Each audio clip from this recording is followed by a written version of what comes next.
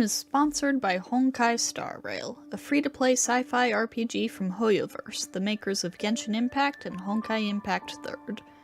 Embark on a journey across the cosmos, explore beautiful settings like the high-tech Herta space station, the frozen planet of Eurilo 6, the fantastical Zhenzhou Luofu starship, and the newly added surreal dreamscapes of Penacony. Along the way, you'll meet all kinds of interesting people, like the rock star mechanic Serval, the roaming Knight of Beauty Argenti, or the mysterious self-proclaimed Galaxy Ranger Acheron. Right now, a new limited character is available, Aventurine, a flamboyant gambler with a dark and tragic history. Also available is Jingliu, the cold and disciplined former general of the Cloud Knights. Play now and you can get 20 free pulls and several free characters, including 5-star character Dr. Ratio. Use !HSR in the chat or use the link below the stream to download for free today.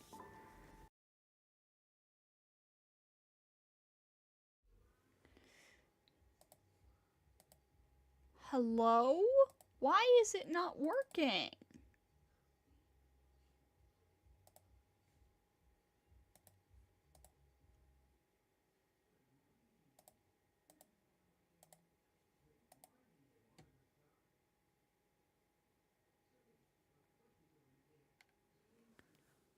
Oh my god.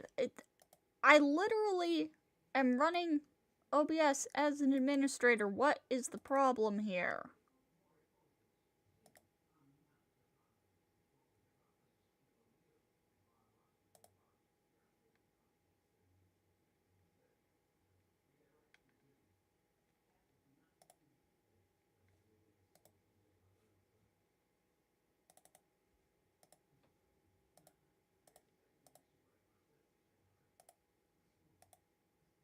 Okay, there we go. What the heck, OBS? Anyways, hello everybody. How are y'all doing tonight? Hello Weeb. Got a new flower for your lawn? Nice. Yeah, OBS is being mean. Let's get those primos. Oh, I just remembered I need to post the sponsor link on YouTube. In the YouTube chat. One second. We are extremely scuffed tonight, I see. Off to a fantastic start. This stream is sponsored by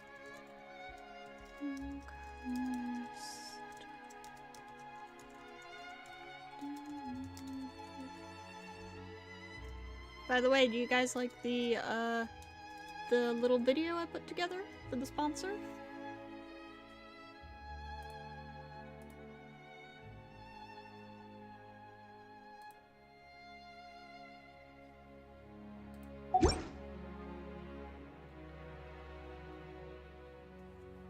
Okay.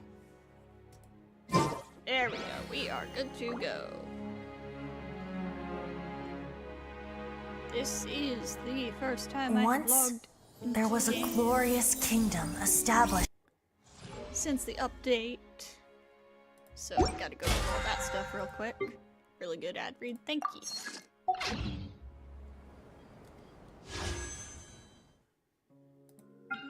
Oh, Arlecchino. Oh my god, I want her so bad. We'll roll at the end of the stream. No, that's not what I'm trying to do. Then this is Domains Guide. Oh, there's stuff in here. Cool, free stuff.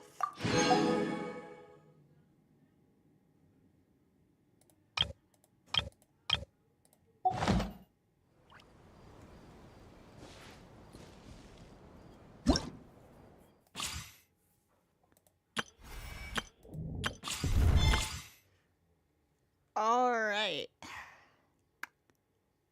Let's try out Arlecchino.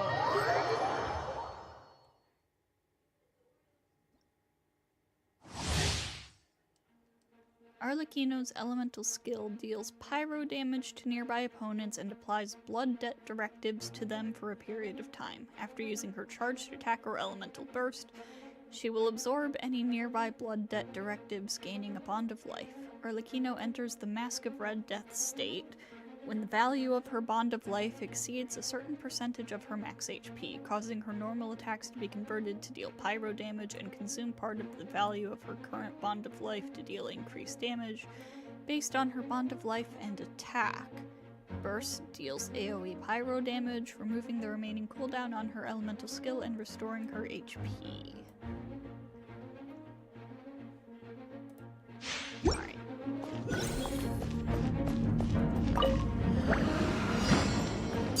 Transfixed!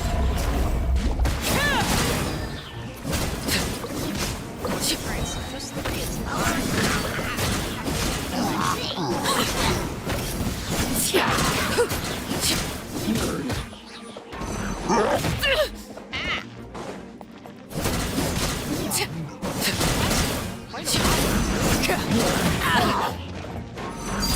Laid bare. This is where you fall.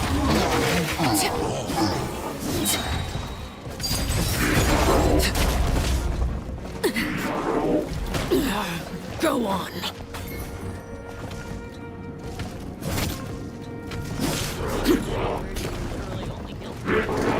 Witness my rise. Transfixed.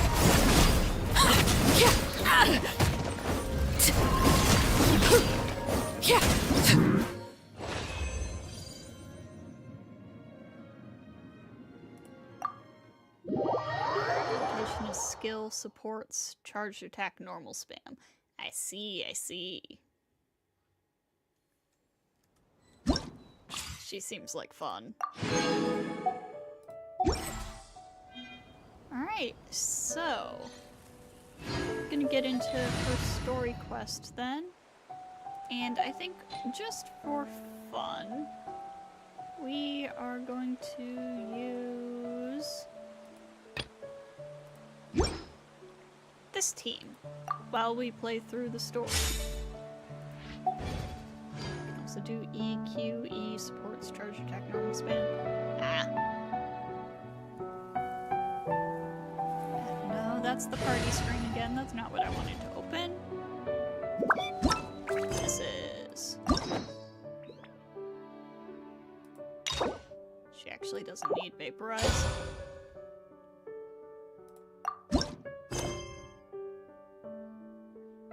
Focused experience mode. Oh yeah, that's right, that's a thing now. I mean, I don't think anything would get in the way of this, but... Huh! It's been a while since we visited Poisson. Maybe we should head over and have a look around! Alright, to Poisson we go.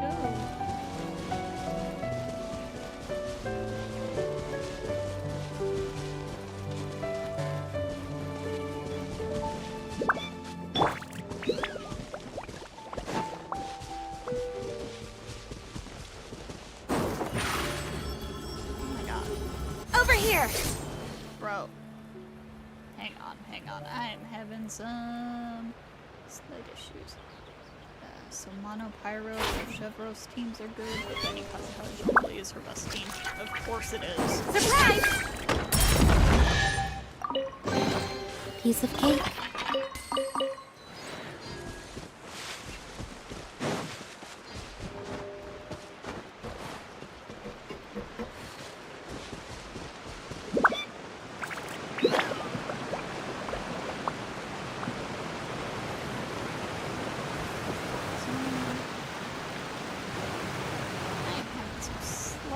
Hey, traveler. Paimon.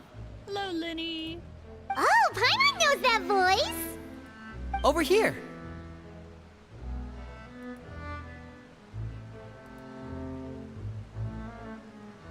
Linny, it's been too long.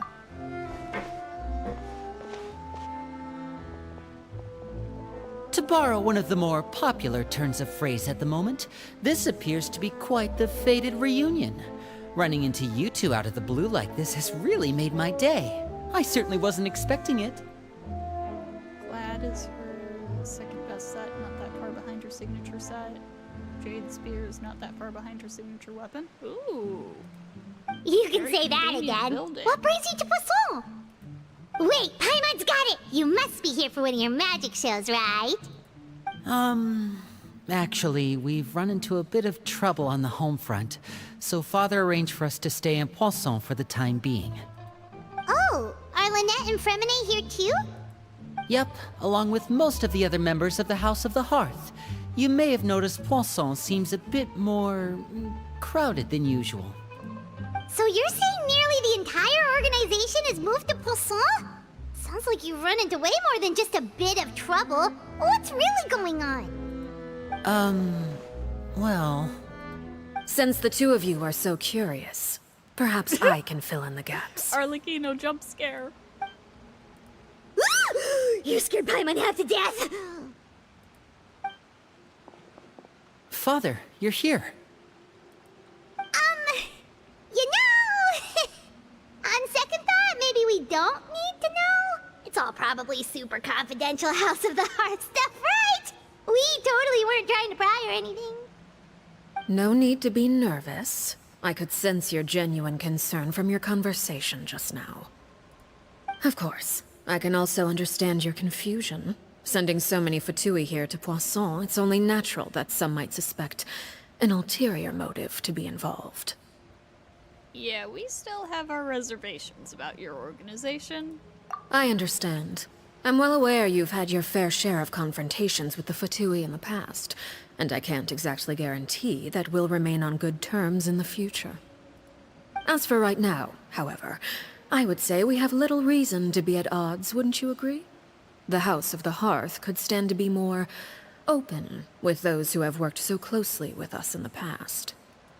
As for the issue at hand, well, it hardly relates to any ulterior motive. To be frank, it all stems from a certain rumor circulating around the House of the Hearth. It's an internal matter. What sort of rumor? A rumor that a certain phantom child is hiding away in the House of the Hearth. Some sort of ghost story, maybe? I have been wondering about, the one bit of promo art for this patch that had a child on it that we now know to, presumably be Clairvy. So, some sort of ghost story, maybe? A phantom child? Ooh, just hearing the name is giving Paimon the creeps. When I first saw the kid in that art, I was just like, oh my god, she looks exactly like Elf Alicia. A spirit that should have long ceased to exist is lurking in the shadows of the House of the Hearth. So I decided to bring the children to Poisson before continuing to investigate the situation. I expect I should be able to track down the spirit fairly quickly. After that, it's just a matter of resolving the situation, if you will. It shouldn't be much trouble at all. If you're curious, or if you still have some concerns, it might be advisable to stick around for a few days. I'm sure the children would be exceedingly pleased to welcome some visitors. Lenny, I'll leave you to entertain our guests. I have some matters to attend to. Of course, Father.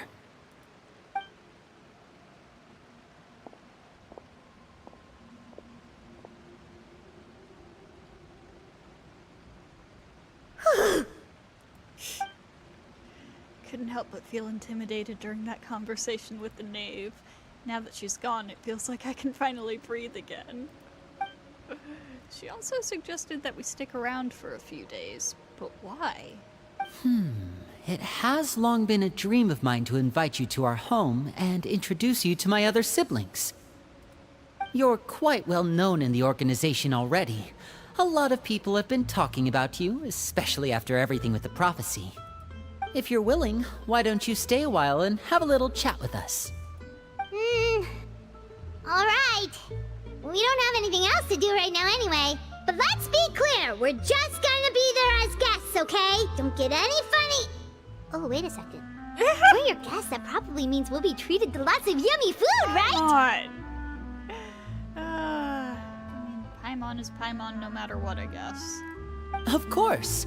During our stay in Poisson, we've been helping out the locals with some fishing. We bring in quite the bounty every day. In fact, today is the perfect chance for me to show you what I can do in the kitchen. Let's go. I'll take you to where we're staying. Alright, hang on just a second. Restart the game. Seem to be having some issues. Oh god, Lynette died. Okay. We'll be right back. The game shall be right back. Cause, seem to be having some frame rate issues. Gotta love it.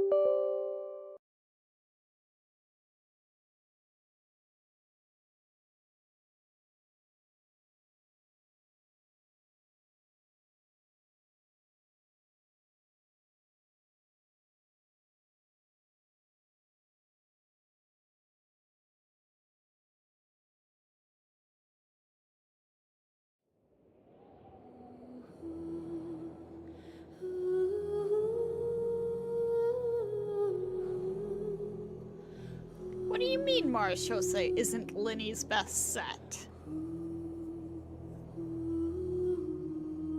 I don't believe it.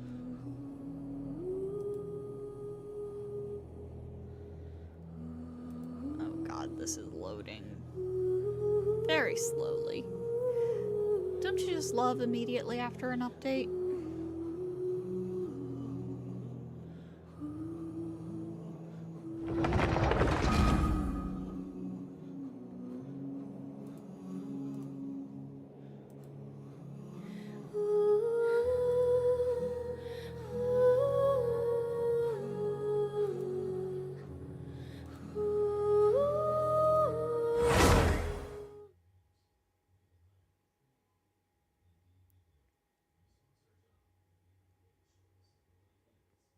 Because of his sheer amount of front load, it's common his skill and ult don't have the Marechaussee buff, so missing a crit on those is a large DPS loss.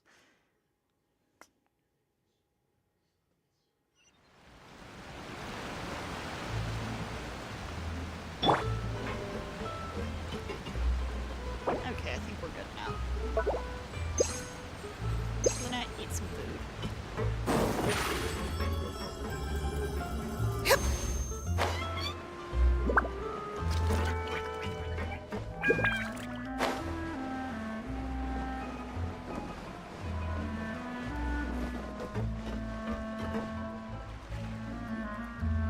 We rented this house from one of the locals to use as a temporary base. I'll come back later and tidy up a bit. After that, it should be all ready for you to stay in tonight. Awesome, thanks! So, where are we off to now? Well, when I happened to run into you two earlier, I was actually in the middle of distributing some supplies. With this many people staying in Poisson, we have to bring in outside supplies every now and then. I should probably make sure the rest of these provisions get delivered, otherwise people might start to get antsy. Okay, we'll come with! There are all sorts of rumors about your organization floating around out there. Paimon's not sure if she could even take a wild guess as to what's true and what's not. But now that we finally have the chance to see a day in the life of the house, we can take a good look at how you operate! Well, you're more than welcome to come along. Just follow me.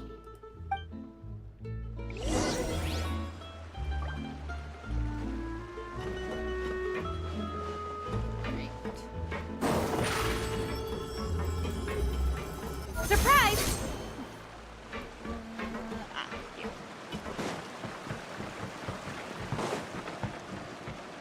This bridge is very unsafe.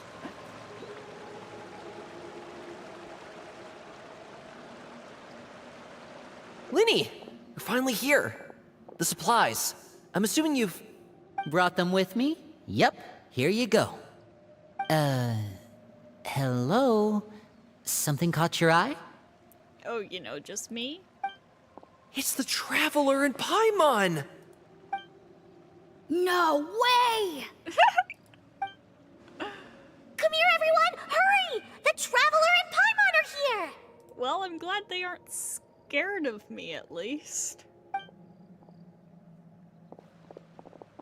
One at a time, please. Don't crowd around them all at once. We don't want to scare off our guests now, do we? Oh, it's alright! Gotta say, Paimon didn't realize we were this famous. Of course! Father and Linny have told us so much about you. Father told us about how you helped Linny. According to her, you're a trustworthy friend. And as far as she's concerned, that's pretty much the highest compliment we've ever heard her give. As you can imagine, everyone's been very curious about you. So you're saying that Arlecchino likes me? I heard the Traveler is so strong that he can move a mountain with his bare hands. I heard Paimon eats so much that she can clean out the entire pantry at Hotel de Boer in just 3 days! Wait a second! That's the rumor you heard about Paimon? Oh, not cool at all! Mine's also a bit of a stretch, just a little bit. Oh, wait! When guests visit, you're supposed to give them gifts and stuff, right?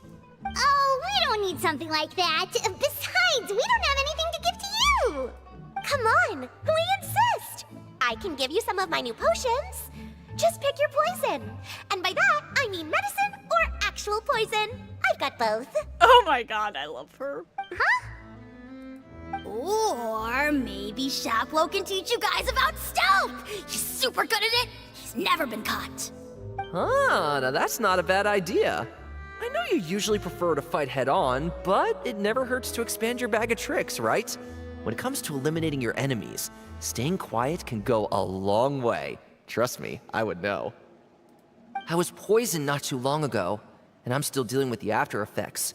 So I'm not quite as good as I was before, but I can still give you some pointers.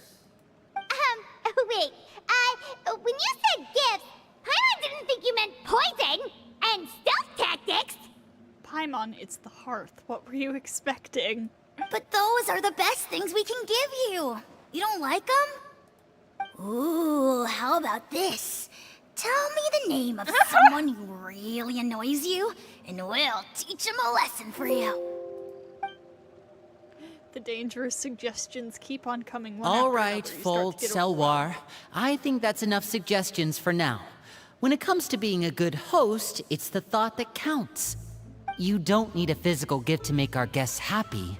In fact, pestering them with suggestion after suggestion might make them more annoyed than anything. I would say your enthusiasm has certainly gotten across. Really?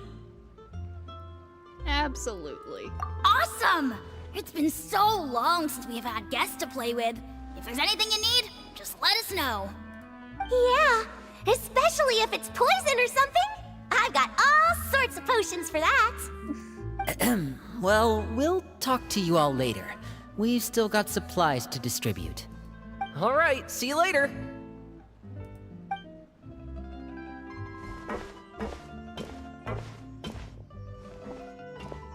Bye!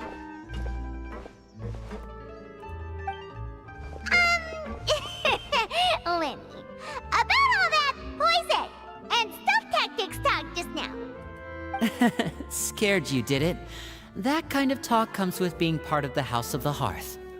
When Foltz was really young, he strangled all of his family pets, just out of curiosity. Oh my He was god. labeled a dangerous problem child and was abandoned by his family. Elwar has an unnatural obsession with potions. Father has forbidden her from trying all the different concoctions she comes up with, but she still tries to test them in secret. You really have to keep an eye on that one. Chaplot is around my age. While I'm mainly responsible for collecting intelligence, he handles surveillance. He's very passionate about his work and has no reservations about taking on some very difficult missions. I know you two probably aren't used to that kind of talk, but I can promise you they only had the best of intentions. Things like stealth tactics and developing different poisons, they really mean a lot to them. They were just trying to share the best of what they could offer, that's all.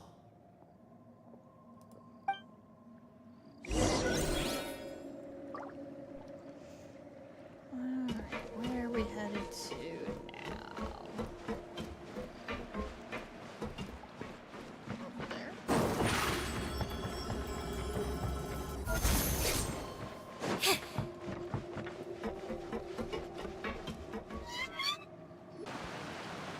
Filial, supplies are here.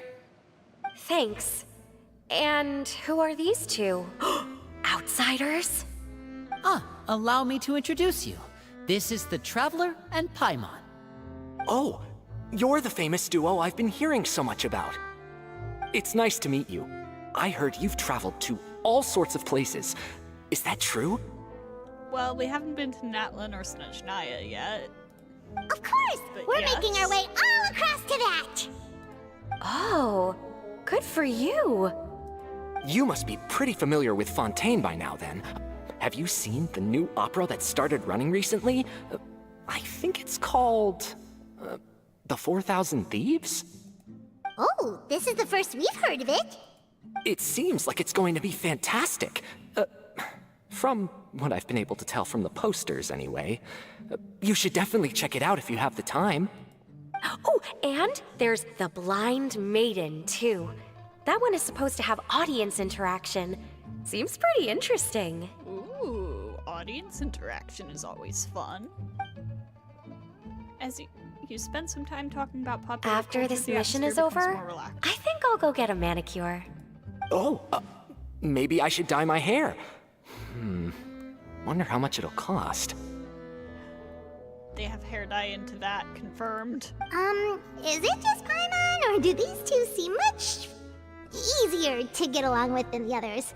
Looks like the House of the Hearth has some normal members after all. I heard that. Oh! Oops. I'm guessing you're referring to Foltz and the others? Yeah, we're definitely not all like them. I bet those crazies are practically foaming at the mouth right now. I'm sure they just can't wait to get back to Snezhnaya to carry out the plan. That's enough, Filial. Don't talk about family members behind their back, right? Whatever. Let's go. Guess this is goodbye then. If you ever have some time, we should go see the opera together. Oh, heck yeah!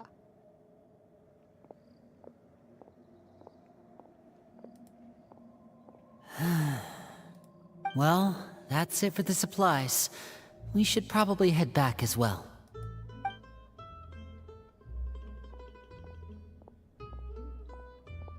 Well, they didn't seem too happy with each other. Seems like there could be something more going on here. We should observe for now. You're right. We're only here as guests after all. Oh, Linny's getting super far ahead. Come on, let's catch up. Alright, where'd Linny go?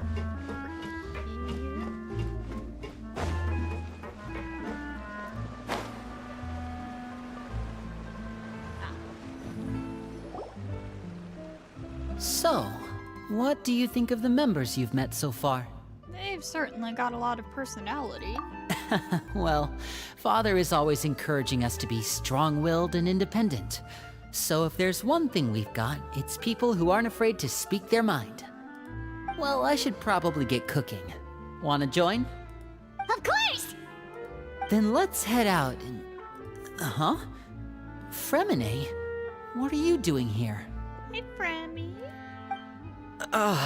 Well, Hey, nice to see you again! you too. I heard you're here as guests of House of the Hearth. Welcome. We were just going to make some food. Why don't you come along? I could use some help in the kitchen, and I seem to remember you mentioning you wanted to make seafood soup for the Traveler and Paimon. Oh, really now? Seafood soup?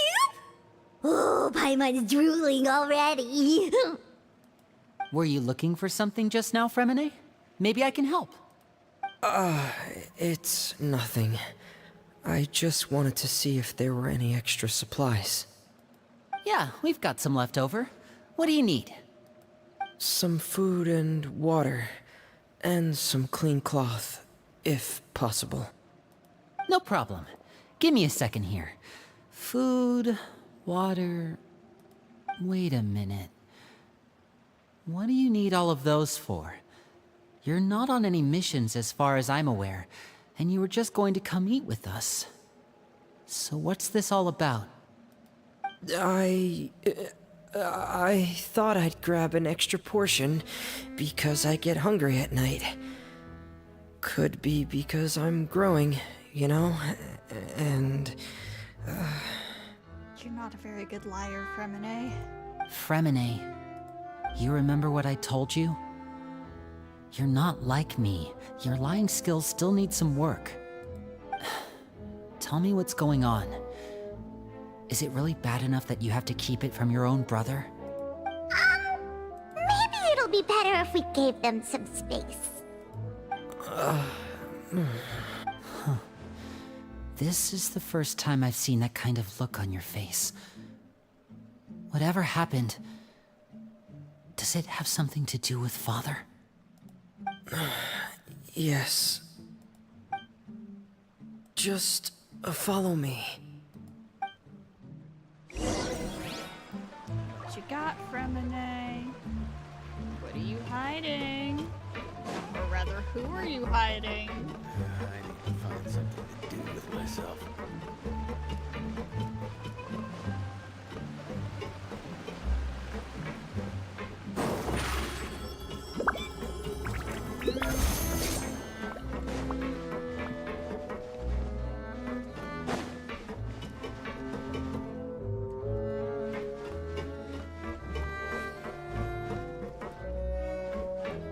Here? Where?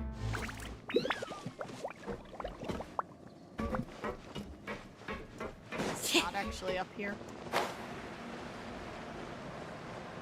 I just kind of assumed it would be up there.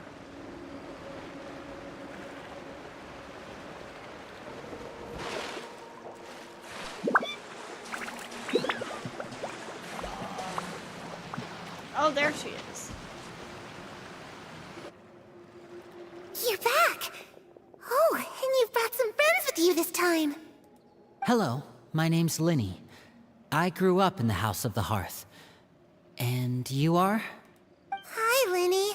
I'm also a child of the House of the Hearth, just like you. Oh man, she's got the necklace and everything. You can call me Clairvy. Clairvy? Oh no. It's nice to meet you.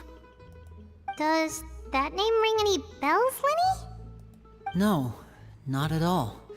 That's not a name we have on our roster, I'm sure of it. What I'm not sure of, though, is how she managed to sneak in. She must be the phantom child Father's been searching for. From the looks of it, I'm guessing you were the one that found her, Fremine. You, haven't told Father, have you? No, I haven't told anyone. I've just been keeping her hidden. For how long? About half a month now. Oh my god. So ever since we got to Poisson, then, do you have any idea what you're doing? I know what I'm doing. Really? Because from where I'm standing, it looks like you're hiding the very person Father has been trying to find. If Father finds out about this, everyone involved is going to be punished. You know the rules of the house, Fremine. I know you do. Father doesn't tolerate any form of betrayal. So why are you doing this? I've thought it through. And I just can't hand her over like that. Linny, don't you remember last year? Chapleau nearly died after getting poisoned during that one mission. He wasn't able to get back before the poison started taking effect, and not a single person was there to help him. That night, while I was sleeping, I heard a voice telling me to go save him. I opened my eyes, but I couldn't find the source of the voice. I thought maybe I was just hearing things, but I went to look for him anyway. Luckily, I got there with enough time to save his life. That feeling of being haunted, of hearing voices, it's happened many times in the House of the Hearth. I'm sure you've noticed. Interesting. So what you're saying is, that was her? She was the one who spoke to you that night? Unless there are other spirits roaming around the House of the Hearth, I don't think there's any other possibility. If Clairvy were our enemy, it wouldn't matter whether she was a spirit or an actual child. I would have acted without a second thought, because that's what Father ordered us to do. But she's been living with us, helping us from the shadows all this time. I think that makes her family. I am interested to see how Arlecchino responds to the discovery that the child she's looking for is Clairvy. I couldn't just hand her over to be dealt with. Not when there's so much we still don't know. So what's your plan then? You can't keep her here forever. Someone is bound to find out eventually. I haven't thought that far yet. I don't want to disobey an order from Father, but I also don't want to put Clairvy in danger. What's especially weird is that Clairvy didn't die as a child. She was like a teenager. Come with Like me. late teenage. There are a couple things I'd like to say to you in private.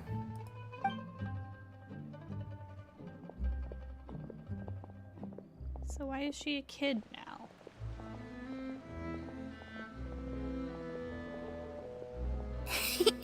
Those two sure care a lot about each other.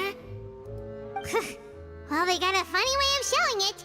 From where Paimon was floating, it sure seemed like they were about to bite each other's heads off. No way! They have a really deep bond. I could tell right away, because I also have a friend like that. Oh. I just don't know how long that kind of bond can last. Probably took the form of a child because that was when she felt the most free. Ah! Ah, what do you mean? The darkness in the house runs deeper than you can imagine. No one can get out alive. I'm sorry, Linny. I really didn't mean to drag anyone else into this. Oh really? You didn't mean to? 'Cause I for one wish you did. Huh? What do you mean? You know, when we were younger, you didn't call me Linny. You called me brother, just like Lynette. We grew up together, the three of us. We were all orphans, all rescued by Father. Of all the siblings in the House of the Hearth, I think our bond was the closest. Later on, when you started calling me Linny, I wasn't actually surprised. After all, Lynette and I are related by blood. We've had to depend on each other to survive long before we joined the house. Linny, The darkest and most difficult moments of my life happened before you and I had ever met. I'm sure that's true for you as well. Even so, Fremine, we've stood by each other for all these years now, and to me, that means more than blood. You and Lynette are the most important people in my life. No one can replace you. So I won't let you face anything alone. Not if I can help it. Oh, looks like things are getting kinda heated between Linny and Fremine. Maybe we should go check on them. Oh, it's raining. I should put my clothes away.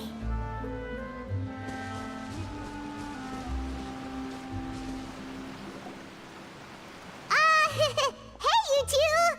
Hope we aren't interrupting anything. Like a fight, or... Oh, wait a minute, Fremine. You're not crying, are you? Is everything alright? everything's fine. Thanks for asking. Well, we're all friends here, right? We've been through so much together, so if there's anything we can do to help, just say the word. It's just a small family dispute. It's not something our guests should trouble themselves with. In fact, it might be better if your stay ended here. But sometimes having guests around can come in handy. What are you getting at, Traveler? When guests are around, families are often on their best behavior. And any disputes are less likely to escalate. That's what you're trying to say, isn't it? Exactly. I think it'll be better if we stick around. I... just... Thank you. I was really hoping to keep you out of it. But even if I could think of some other reason to turn you away, I'm not sure I could convince you. I know things could turn dangerous, so I promise you this. From now on, I'll protect you like my life depends on it. Me too. Well, back to the matter at hand then. If we don't plan on handing Clairvy over to Father, then our only other option is to solve the mystery of her identity before Father is able to track her down. That means finding out where she came from and what she's doing here. Then we can send her on her merry way and pretend like none of this ever happened. I've tried that already. And? And... nothing. I tried taking her somewhere really far away, but... after some time, she just reappeared. She even came with us all the way to Poisson. It seems like wherever the house is, she follows. I don't know much about spirits. Do you two have any ideas? Let's see here. Paimon remembers hearing something like, if you fulfill a spirit's last wish before they died, they'll let go of whatever's keeping them here and return to the ley lines. Oh, it's just that Paimon doesn't really remember where she heard that, so it's not guaranteed to work or anything. I just had a thought. Do you think calling Xiao would work all the way in Fontaine? Do you think he can hear us from here? He works with spirits, he'd probably know what to do. Well, sounds like it's worth a shot. Guess that means we should go ask her about her wish. But first, Fremine, I need you to promise me something. What is it? I need you to promise me that this will stay between the two of us. We're the masterminds behind this whole thing. No one else gets involved. Can you do that for me? Of course. I promise. All right. Then let's seal the promise just like when we were kids. Fist bump on 3. Oh my Ready? god. 1, 2, 3. Oh, that's cute. Think if Traveler was like 50 words away, worlds away, Xiao would still go? Yeah, probably. I swear. Oh. Lynette was Lenny's reaction. Whoa! Lynette! You scared me. But what a surprise! What brings you here, dear sister? She is so unimpressed. And, when exactly did you get here?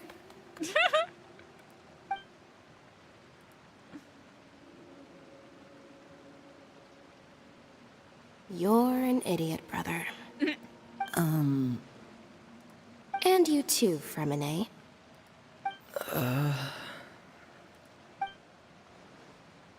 You 3, Traveler. And you 4, Paimon.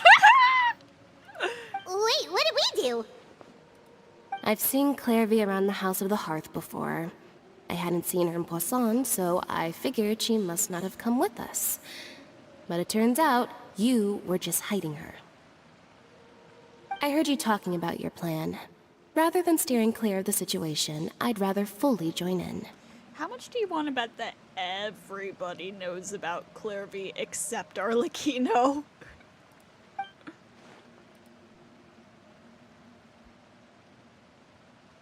If you don't agree, I'll have no choice but to report everything back to Father. Simple as that. You're not giving us much wiggle room here, Lynette. Well, I guess we're all in this together then. After we talk to Clairvy, we'll figure out our next move. There's no time to lose. Let's go.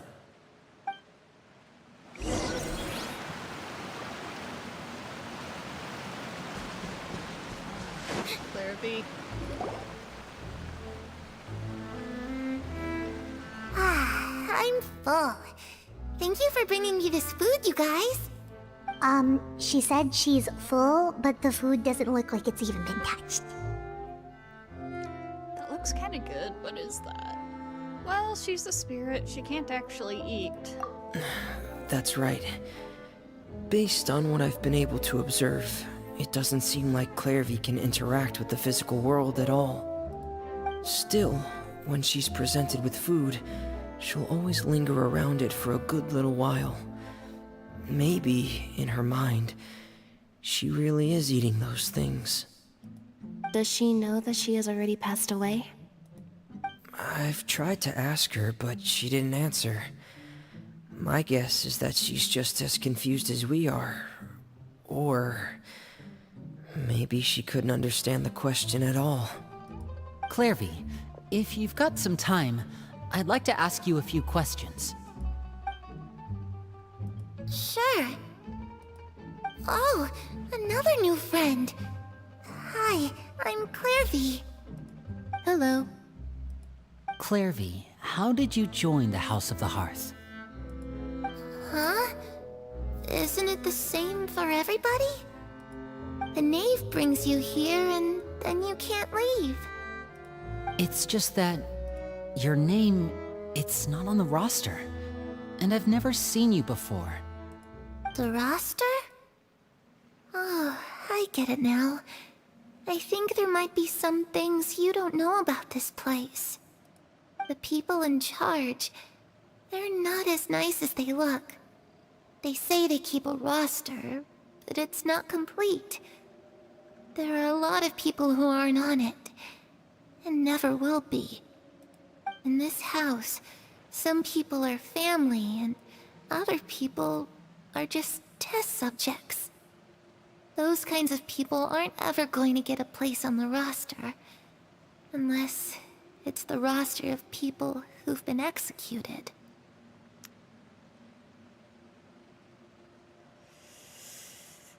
Wait, does that mean the knave... She... Thinking about some of the imagery that surrounded Clairvy in the video. Bandages, and the syringe. Is there anyone that can vouch for you? Perry, she's my best friend. She's the only one I trust in this place. Oh my god, she has a nickname for her! Have either of you heard of that name before? No. Me neither. Clairvy, Perry. Neither of those names are on the roster. But it seems like she's telling the truth. Either that, or this kid's already got a bag of tricks bigger than mine. Maybe we should try a different approach. Clairvy, do you have a wish? A wish? It can be anything you want. Just imagine. It's your birthday, you're blowing out the candles, and your wish is...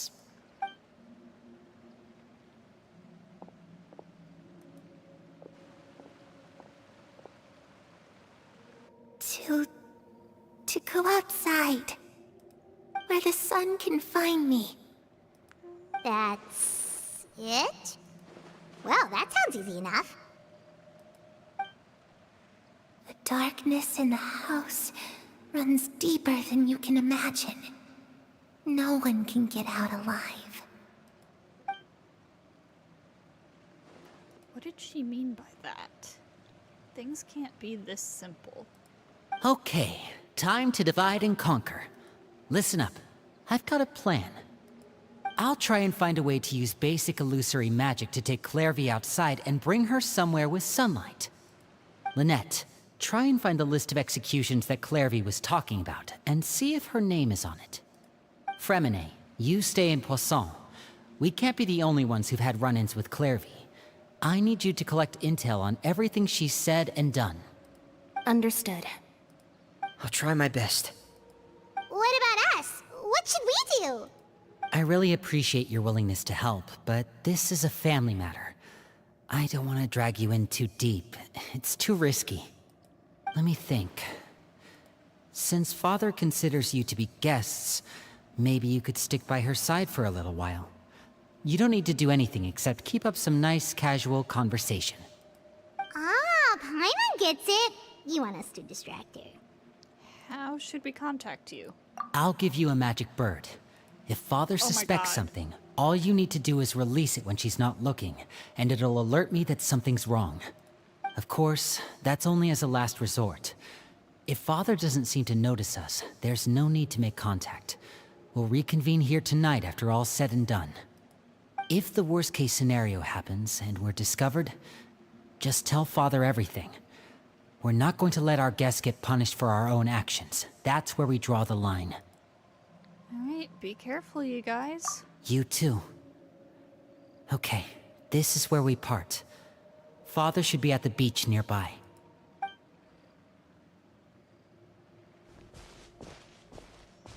I really hope this goes well. No, it has to go well. That's the only way this can get resolved.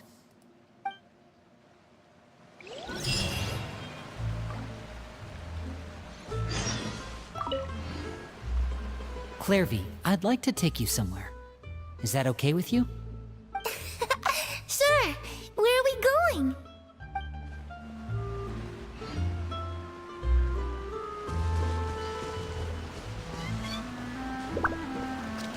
Are the other two around here anywhere for me to interact with? Probably not.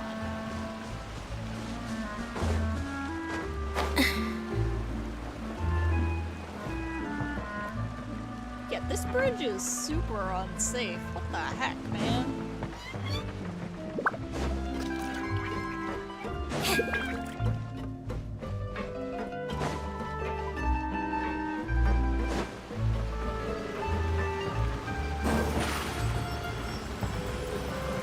Over here. Yep.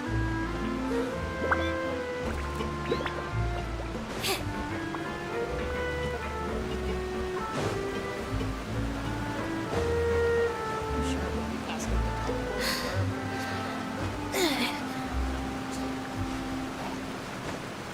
I feel like walking. Rainy days are perfect for spacing out. So true.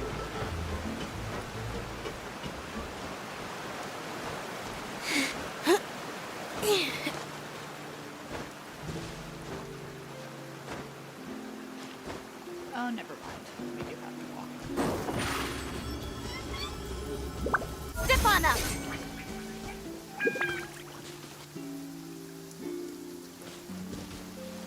Jump scare.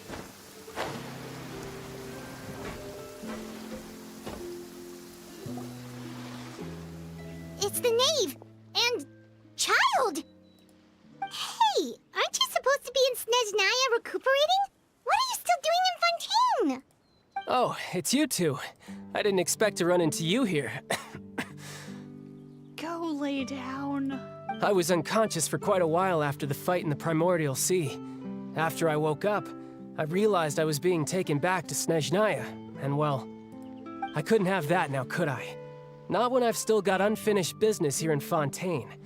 So, I mustered up all my strength and made the journey back on my own. How long were you down there in Foul Legacy? No. Get some rest. Bonks him on the head. What sort of unfinished business are we talking here? It has to do with Skirk, my master. I really wanted to meet up with her, but by the time I got back, she had already left. I still have so many questions for her. Without any other leads, all I could do was ask the knave to help me track her down. She must have left behind some traces from her time in Fontaine. Oh, okay, so have you found any clues? Unfortunately, no. While the House of the Hearth is adept at collecting all manner of intelligence, certain existences can still manage to escape our purview. Basically, unless Master feels there's a need to meet with me, she's not going to be found. But that problem has an easy fix. I just need to become stronger, and then... You're not gonna get any stronger in this state. Take a break. Paimon thinks you should focus on getting better first. The worst of it is over. It's all thanks to that one kid from the House of the Hearth. Elwar, I think her name was. She gave me a bunch of random potions to drink. They didn't go down easy, let me tell you. Pain and chills all over. But they really did help speed up my recovery. And that's good, because it looks like I really do have to head back this time. The old man's been putting the pressure on me. He sent someone to tell me I'm needed for some sort of project. Project Stuja? That is not the first time that's been mentioned. What is it? Yeah, that's the one. I heard Regrator's involved too. I'm not looking forward to having to listen to all his monologuing, that's for sure. Hey, maybe you could think of a way for me to stay in Fontaine for a little longer. Does that mean Pantalone is becoming relevant soon? Helping Linny and the others brush up on their fighting skills would be far more interesting. If you and I could spar, that would be even better. I've been waiting for a chance to see you go all out. And what a sweet little daydream that is. But I also have a role to play in all this. I'll be leaving Fontaine shortly as well. Besides, considering how little they see fit to step outside the homeland, being called on to return to Snezhnaya by such illustrious dignitaries, what a great honor. Wouldn't you agree? Oh, the callback to one of her very first lines ever! But you heartless businessmen and dignitaries. One I could do without, I'd say. Is it just Paimon? Or does it kind of seem like they're... Just casually trash-talking their colleagues behind their backs. So, dear guests of the House of the Hearth, to what do I owe the visit? You guys say that as if we haven't heard the Harbingers trash-talking each other constantly. They hate each other. These guys hate each other. We just... We wanted to learn more about you. Right! We're super close to Linny and the others, but we still don't know much about you! Is that so? Introductions have already been made, have they not? Oh, well, you see? There's only so much you can learn about someone from a short introduction. At least tell us something a little extra, like... Why do you call yourself father? Huh, good question. I'd also like to know. The fact that you have to ask tells me our intelligence work has been quite successful. Telling you the answer to that question would only serve to undermine that success. And we can't have that, now can we? Spoken like a true diplomat. That was some expert sidestepping right there. Well, if there's nothing else, I think I'll take my leave. I still have a small matter to resolve at home. Wait, don't go! If the knave leaves right now, she's sure to run into Linny and Clervy. Should I release the bird Linny gave us? No, we should try to get her talking about something else first. About the House of the Hearth. What does the organization mean to you? I'd also like to hear the answer to this. I've met some of the members of your organization, and they all seemed like really good kids. They actually reminded me of Tonya and Tusser. Which, by the way, if you ever betray them, I'm just letting you know, I won't let you off easy. And why would I betray them? Well, you've already betrayed the House of the Hearth once, haven't you? At least, that's what I heard. Ho ho ho.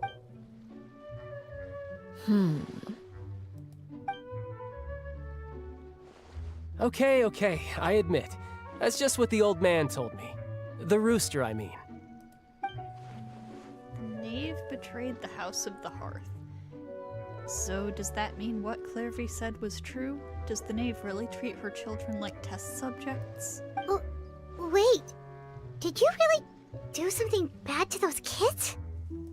Never mind what I've done. I'm more curious as to what the mighty rooster had to say. Care to enlighten me? Well, nothing much. Just some stuff about you taking out many other members of the House of the Hearth, and even going so far to attack your own family. I see. Huh. Based on your reaction, I'm guessing it's all a bunch of lies. Not exactly, but it's not true either. Hardly. I don't appreciate his particular turns of phrase, but I suppose he didn't say anything untrue. Although, it would be more accurate to say that there is a certain level of prejudice involved. But I don't intend to clear that up just yet. Prejudice has a funny way of concealing the real truth behind certain things, an attribute that I find to be quite advantageous. Call yourself a Fontainian, for example, and people will assume all sorts of things, when the real truth is that this is simply the land where I was raised. Huh? You're not actually from Fontaine? But then why did you try to help out with the prophecy and everything? I was trying to protect the children born in Fontaine. Claiming that I myself was a Fontainian simply made it easier to operate. People would hardly suspect a fellow Fontainian of having any ulterior motives. Who wouldn't want to save their homeland after all? The primordial sea wouldn't have any effect on me, but it would have caused great harm to the House of the Hearth. Well, you wanted extra information, didn't you? There you go. I hope that satisfied your curiosity. So much for learning anything else about her betrayal. She probably only revealed that other secret in order to change the subject. It seems like she's trying to avoid talking about her past. So, you stayed in Fontaine for the kids. I guess I was wrong to believe you'd betray them. Apologies. Looks like I was holding on to some prejudices myself. Good. Like I said, I like it when others have misconceptions of me. Actually, while I was recuperating at the House of the Hearth, there was something else that really caught my attention. I heard that members always resolve disputes and arguments with a friendly spar, and the loser has to back down. Seems pretty cool if you ask me. Would also give them plenty of opportunities to hone their skills. Well, that's only a recent development. In the past, such spars weren't nearly so friendly. The losing party would lose everything, including their life. They were that high stakes? Whew, at least that's not a thing anymore. Well, the current atmosphere's not half bad. I'm a bit jealous, actually. You've got so many family members around you, and you even get to live with them. Having a lot of family around means dealing with a considerable amount of bickering and scheming. Once Tonya and Tusser enter their rebellious phase, I'm sure you'll understand. Just imagine. Tusser becomes obsessed with plucking out strands from the rooster's mustache, or Tonya decides to dye her hair 42 different colors. His face! He's like, oh god. Okay. I get the picture. As the conversation shifts to the topic of Tonya and Tusser something, the kind of conversation you don't normally be falling asleep, something. Well, would you look at the time? I should probably get going. Traveler, Paimon, I'm not sure where our paths will cross next, but the next time we run into each other, we should definitely try and find some time to spar. Again, maybe this is a conversation we can have when you look less like you're gonna keel over. All right. Well, thanks for everything, Arlecchino. No thanks necessary. You also played a part in obtaining the Gnosis. I would say we can call ourselves even. I like the sound of that. Well, I'm off. See you all some other time.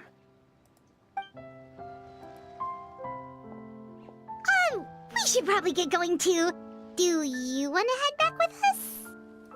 Oh? You want me to leave so soon? Oh, well, you see, I'm rather enjoying the evening breeze. If you don't mind, I think I'll stick around for a bit. I have some things to think about. Apologies for not attending to you like a proper host. Please forgive this slight. I do hope you'll have a pleasant stay. We managed to keep her distracted until nightfall. Good thing Child was there to keep the conversation going. You don't think she suspected anything, do you?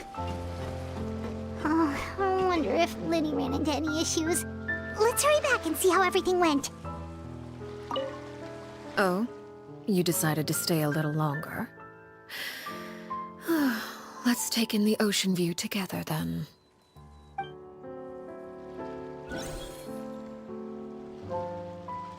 This is gorgeous. I need to...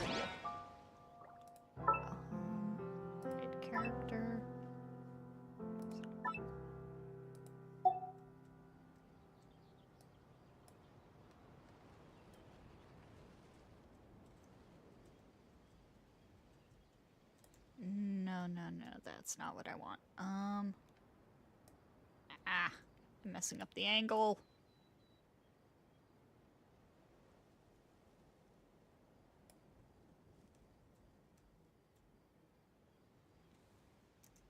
That looks nice. The beautiful sunset behind her.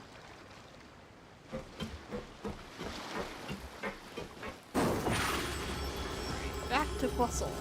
Over here!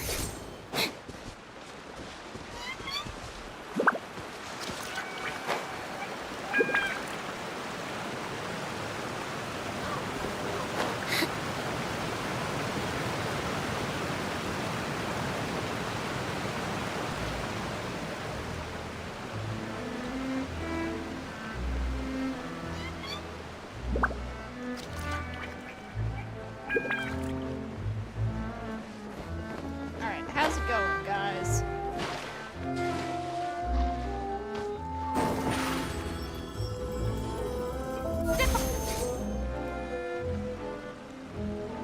Lenny, how did everything go? Well, long story short, we ran into a small issue. Clairvy can't go into the sunlight. What do you mean? Everything was fine at first. She followed me up to the surface just like I told her.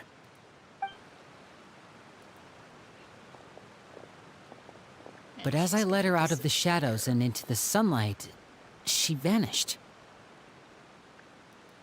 I turned around and there she was, standing at the edge of the shadows, silently watching me. Huh. Maybe she's afraid of sunlight, or... No, it wouldn't be her wish if that were the case. Well, we could always try pushing her into it. Not sure pushing works on a non-corporeal being. Oh, true. I've pretty much tried it all already. Nothing worked. Eventually, the sun went down, so all I could do was bring her back here. How did it go with you, Lynette? Good. I've got the list. It's right here. Really? Well, what are we waiting for? Let's take a look!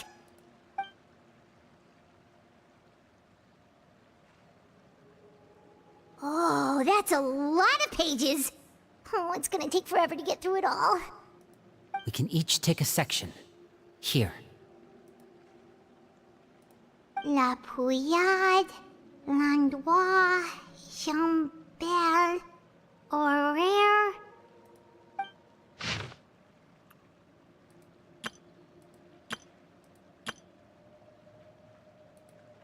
Oh, yikes. That Horaire guy has a huge scar on his face. He's kinda giving Paimon the creeps. I've met him before. The scar is from an injury he received during a mission. I still remember him joking with me about it. He said any future lover would take one look at him and then lose all interest. Did he say anything else? Well, I asked if there was someone he was interested in. He said no, and that's where our conversation ended. It was only later that I learned he really did have someone he liked. He risked everything to escape so he could be with her, but it didn't work. One day, Father asked to see him, and, well, I never saw him again after that. Wait, so that means the knave, she... It may seem cruel, but it's just one of the rules of the house. Betrayal is not to be taken lightly. We know too many secrets to come and go as we please. So, if you do try to leave, you pay with your life. A solemn atmosphere descends over the group as you look through the list. Her name's you not here, huh? don't find Clairvy's name. Well, that's not too surprising. It doesn't seem like this list is complete. It only contains records dating back around 5 years. Let's shift our attention then. Fremine, were you able to find anything out? Fremine. Sorry. I was thinking about something. I managed to talk to quite a few people, but I couldn't help but notice that the atmosphere in the house was a little... strange. Strange. Yeah, I mean, I know there have been arguments in the past, times when people haven't gotten along. Chaplot and Filiol are a good example of that. Oh, those are two of the people that we met while delivering supplies. Paimon can see how they might not get along. They had very different vibes, and their, interests seem to be pretty different as well. That's to be expected, actually. Father brought us all here, shared her knowledge with us, taught us how to fight. That's one thing we all share. But that's also where the similarities end. Not all of us feel the same desire to stay here. As members of the House of the Hearth, we're also considered part of the Fatui. And to a lot of people, that's an identity they never asked for. Certain members get older and realize they want something else for themselves. But considering the rules of the House, most people would never say that out loud. People like Chaplot and Foltz are loyal to Father and her vision. They're proud to be part of the Fatui. Filiol and Nantoy, on the other hand, well, they aren't quite as enthusiastic. These kinds of conflicts have always been there. It's not like Father is in the dark about any of this. Well, that's true. But it just feels like things have gotten worse lately. Filiol and the others, it seemed like they were meeting in secret to talk about something. I can't say for sure, but I think they've met Clairvy. You think she's been inciting them to act out? No, not exactly. But I wouldn't be surprised if she said something to them about the darkness in the house and how deep it runs. She's told me about it before. Experiments being run on children. People being used as pawns on the battlefield without so much as the strength to survive. And they just believed all that? Without any evidence? Clairvy's words probably gave them the excuse they were looking for. Whether they actually believe them to be true is secondary. This is all because of Project Stuja, isn't it? Whoa, hold on a second. What's this Project Stuja all about, huh? This is the second time it's come up now. Sorry, but I'm not sure of the details either. I only know what Father has told us, which is that it's something the Rooster and Regrader have been working on together. Apparently, it has to do with the Fatui's strategic plan for the future. So, if it's not a major part of this quest, it'll probably come up in a future quest. Because the House of the Hearth was so successful in obtaining the Gnosis, we now have the honor of playing a key role in Project Stuja. Wait, but isn't that a good thing? Key role is just another way of saying dangerous role. To us, the whole thing is an inconvenience. Father thinks so too, but she's in no position to refuse. Their plan isn't exactly unreasonable, and they've been funneling the house a lot of funding. It's just that we'll lose a lot of members in the process. Participating in the plan, it's an honor in name only. What they're really trying to do is subdue us. The existence of an intelligence organization outside their control makes them feel uneasy. I'm guessing it's the final move to Celestia. Maybe. I would have to look up what Stuja means. In fact, let me do that right now. Hold up.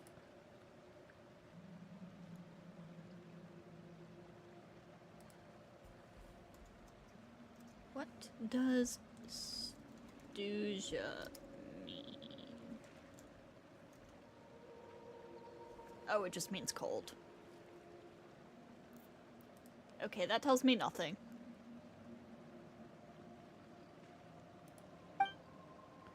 Looks like the Fatui are plotting something big, but given how little Linny and the others seem to know about it, I probably won't be able to learn much. I should keep a sharp eye out during any future dealings with the Fatui to see what I can learn. Okay, super complicated top secret Fatui business aside, what does all of reaction? External pressure has a way of exacerbating internal strife. You can't overlook the power of fear either. People are afraid of dying, and that fear is often the impetus for a lot of stupid decisions. Only about 2 patches away from Notlun. Oh my god, I cannot believe how close we are to Notlun. I thought resolving the Clairvy situation would make everything go back to normal. But it looks like things are more complicated than I thought. If we leave Filiol and the others to their own devices, sooner or later, Father will be forced to take action. Which means we're entering Snezhnaya next year. Yep. Dude, I am eagerly looking forward to the day they finally show us what the Tsaritsa looks like. We can only focus on one situation at a time, brother. You're right. Even if we confront Filiol and the others, it won't do any good. It might even make matters worse. We should focus on Clairvy for now. Well, it's getting late. We should head back and get some rest. We'll try again first thing tomorrow. Lynette, you stick with me this time. Fremine, keep a close eye on Filiol and the others. Make sure they don't do anything they'll regret. Makes sense they're starting to hype up the big move of the Fatui now. Yeah. Good work today, everyone. Have a good night, and I'll see you tomorrow. Alright, I will be right back in just a few minutes. This stream is sponsored by Honkai Star.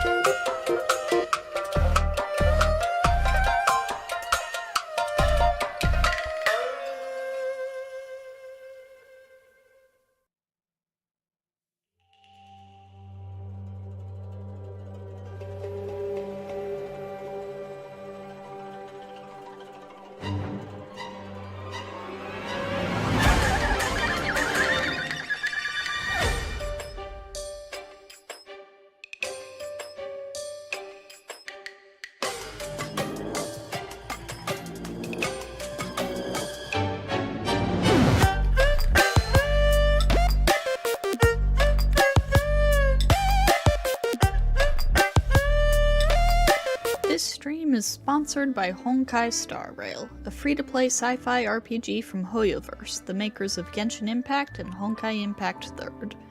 Embark on a journey across the cosmos, explore beautiful settings like the high-tech Herta space station, the frozen planet of Urilo 6, the fantastical Zhenzhou Luofu starship, and the newly added surreal dreamscapes of Penacony. Along the way, you'll meet all kinds of interesting people, like the rock star mechanic Serval, the roaming Knight of Beauty Argenti, or the mysterious self-proclaimed Galaxy Ranger Acheron. Right now, a new limited character is available, Aventurine, a flamboyant gambler with a dark and tragic history. Also available is Jingliu, the cold and disciplined former general of the Cloud Knights. Play now and you can get 20 free pulls and several free characters, including 5-star character Dr. Ratio. Use !HSR in the chat or use the link below the stream to download for free today.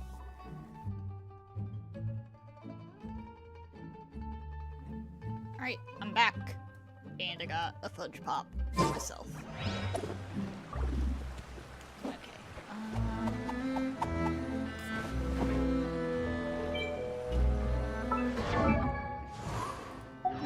Fingers were on the wrong keys.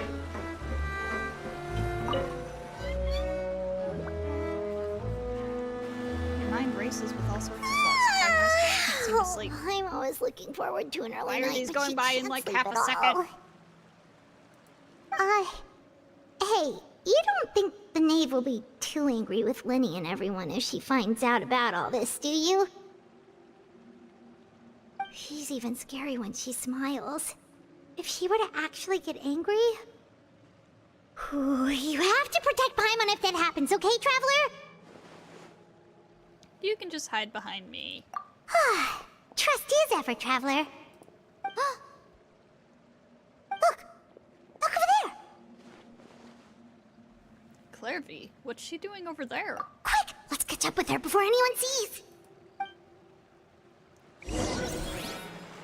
Bro, can I eat my fudge pop?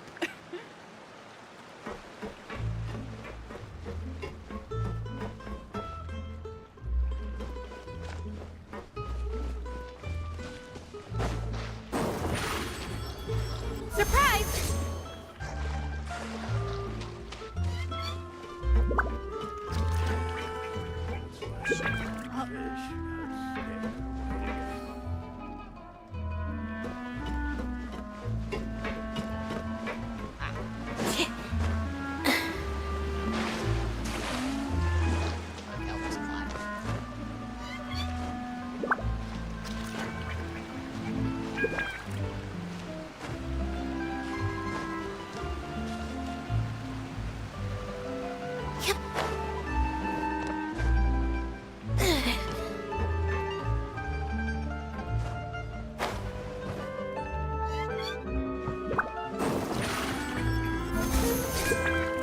Over there!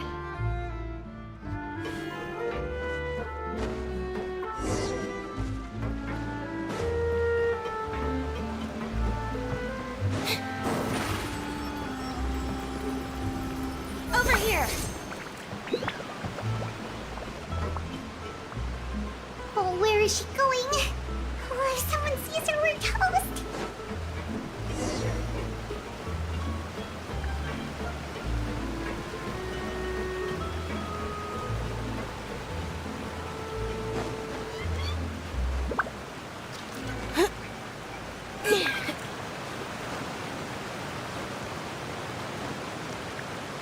Oh, look! She stopped!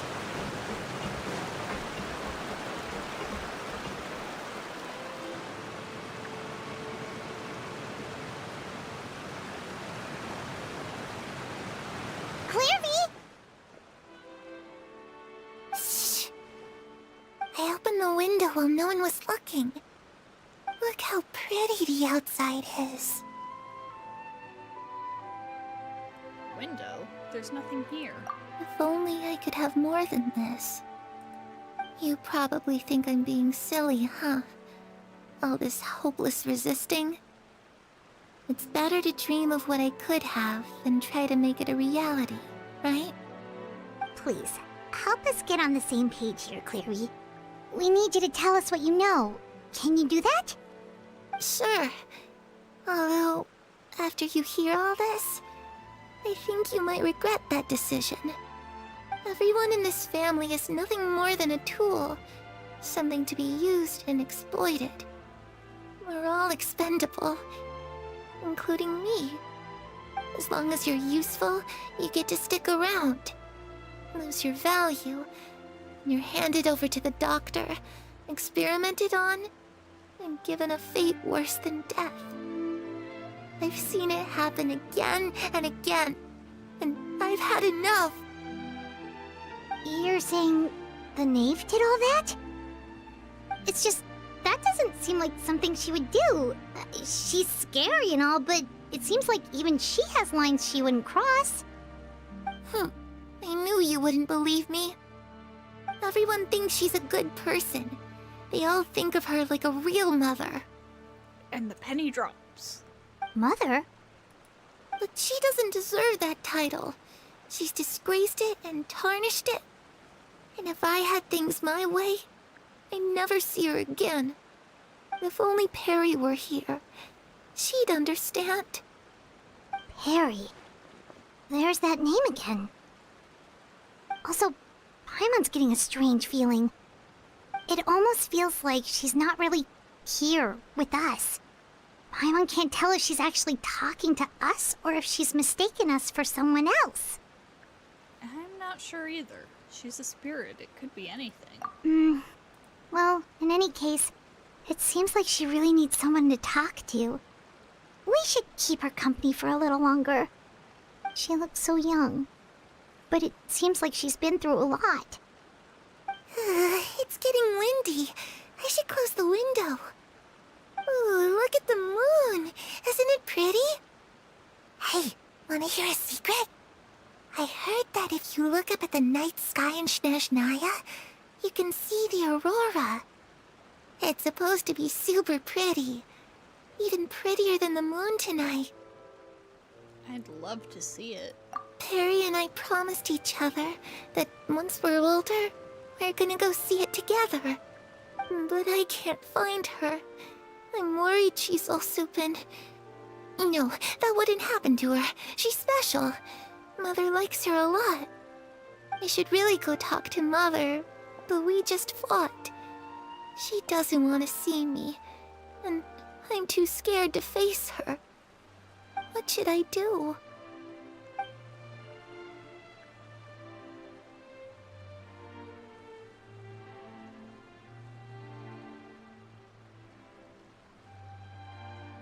After some time, Clairvy seems to come back to herself.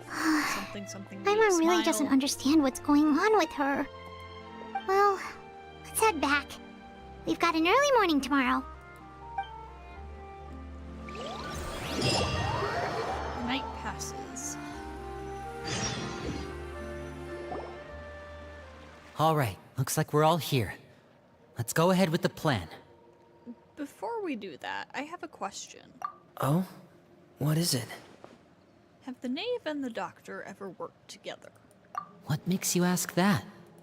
Well, we kinda ran into Clairvy last night, and that's what she told us.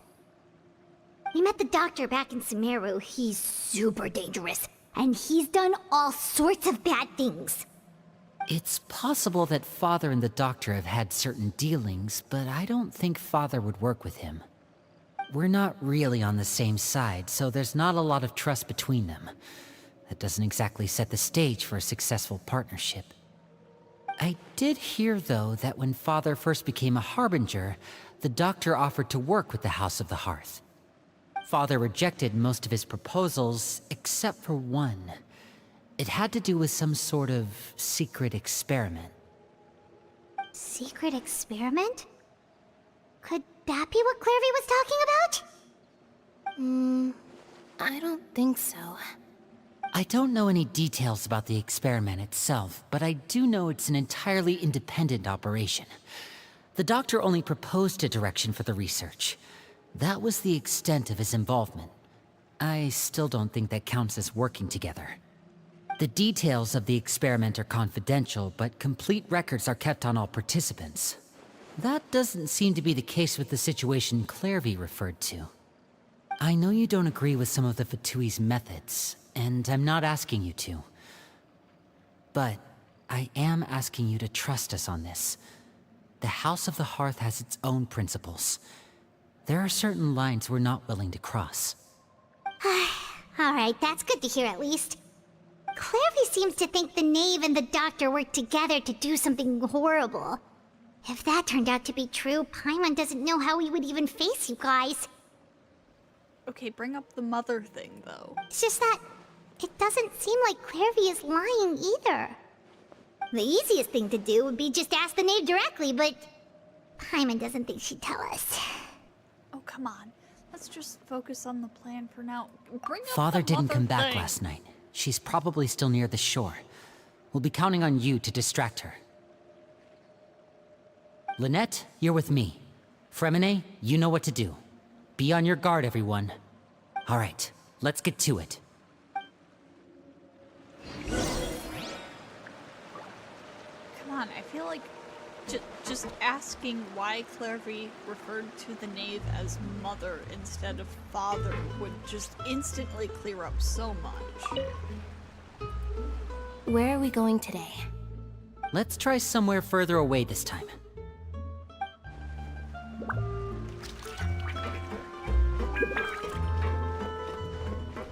Alright, back over to Arlecchino we go.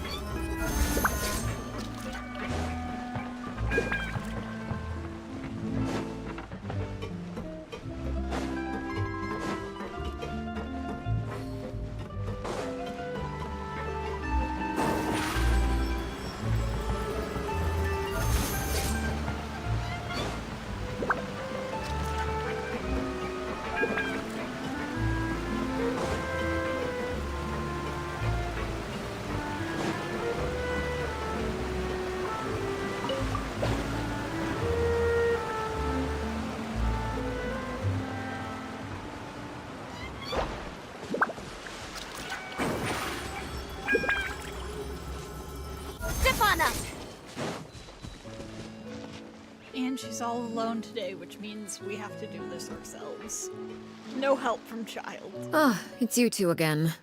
I must say, you look a bit pale. Did you have trouble sleeping last night? A little. Perhaps if you had less on your mind, you'd be able to absolve yourself of such troubles. So what are you planning to do now? Catch up on some sleep? Or should I give you some time to rack your brain for a topic to discuss before I ask any questions? Although I must profess to being curious. Without child here, how do you plan on distracting me? Of course she was on to us. Us? Distract you? A good one. But no, we were just here for a chat. Paimon, you're not a good actor. Looks like you could have used some extra time to think. No matter. If you don't have any other plans, why don't you accompany me somewhere? Don't worry. I'll be sure to steer clear of any scheming children. The ocean breeze is sure nice today. So, you know everything then. Children always think they can hide things from the grown-ups. But nothing gets past me. Least of all a little scheming. I think I'll let them have at it for a little longer. I can be very patient. Well, I'll leave you to think things over. If you're so inclined, meet me outside the Palais Mermonia. Oh, that's pretty far away. Good things come to children who do as they're told. So I do hope you decide to tag along. If only for your friends' sakes. What should we do? She clearly knows about everything we've been doing, and Paimon doesn't think it'd be a stretch to say she was threatening us just now. We should release the pigeon that Linny gave us.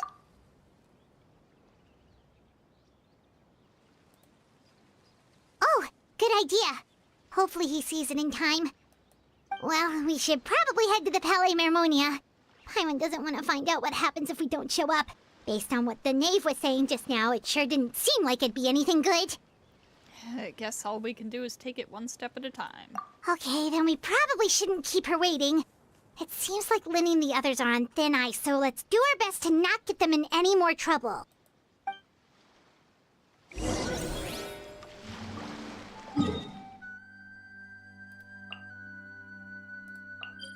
to the Palais Mermonia.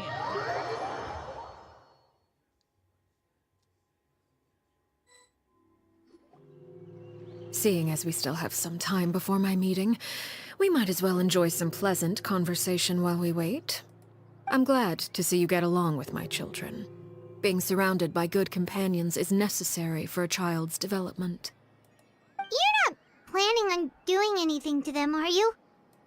I assume you're referring to Lenny, Lynette, and Fremine. Although, there's that situation with Filial and Nentoy as well. It appears quite a few people have been acting out lately. No matter. I'm not one to discriminate. All those who betray the house meet the same fate. There are no exceptions. Does that mean you're going to kill them? Oh, are you here to beg for their lives? I'm sorry to disappoint, but the rules of the house change for no one. In my organization, everyone is responsible for their own actions. But don't you care about them at all? They really respect you. They even call you father. You must feel something for them. Any organization in which feelings come before principles is one destined for ruin. The House of the Hearth is hardly an exception. You could say our principles are more stringent than most. Perhaps I can offer you this consolation at least. As our guests, you two will not be held accountable along with them. There's really no other way to solve the issue? I would imagine Linny, Lynette, and Fremine will be able to keep their lives. As for Filial, Nentoy, and the others, I'm afraid there's little I can do. They can try to escape, but once you know our secrets, there's no getting out alive. But that's awful. Ah, you seem concerned. Out of consideration for my guests, I suppose I could turn a blind eye for a little longer. If Linny and the others manage to dispose of Clairvy in the meantime, all evidence of their wrongdoing will be lost. Everything. In that case, I could hardly punish them for something I couldn't prove. If their efforts are unsuccessful, on the other hand, all will be held accountable. And the punishment will be severe. It's a deal, then. Of course. Oh, and here, I believe this belongs to you. Do try and keep better track of it next time. It takes a considerable amount of time to train a bird like this. It would be such a pity if you were to lose it. Permanently. Wait, where did you get that? Well, I'm afraid that's all the time we have to chat. Now, for the matter at hand. I asked you to meet me here because I have business at the Palais Mermonia. It has nothing to do with you, but I think it would be prudent for you to stick by my side for the time being. There will always be time later to run off and tell Linny what you've learned. Well, time to go. Looks like we wrapped things up just in time. Can't trick the master, it seems. Like a true parent, she has eyes in the back of her head.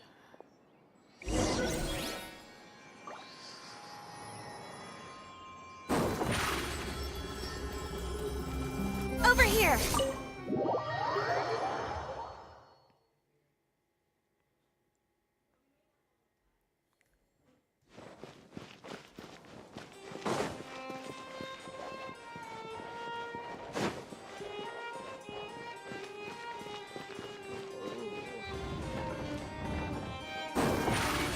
A meeting with Monsieur Neuvillette.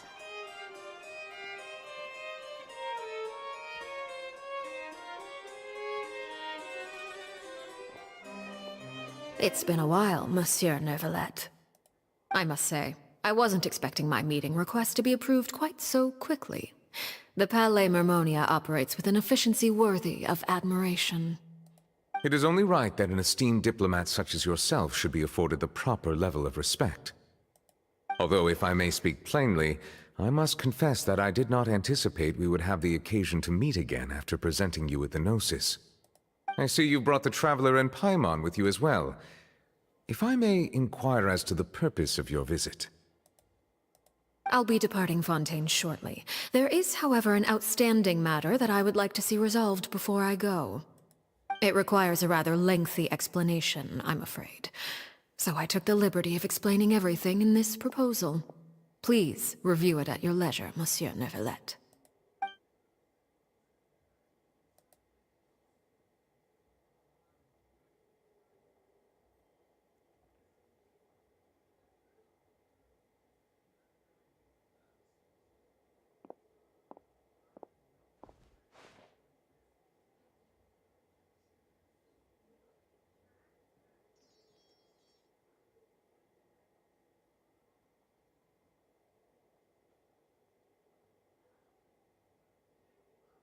I understand your request.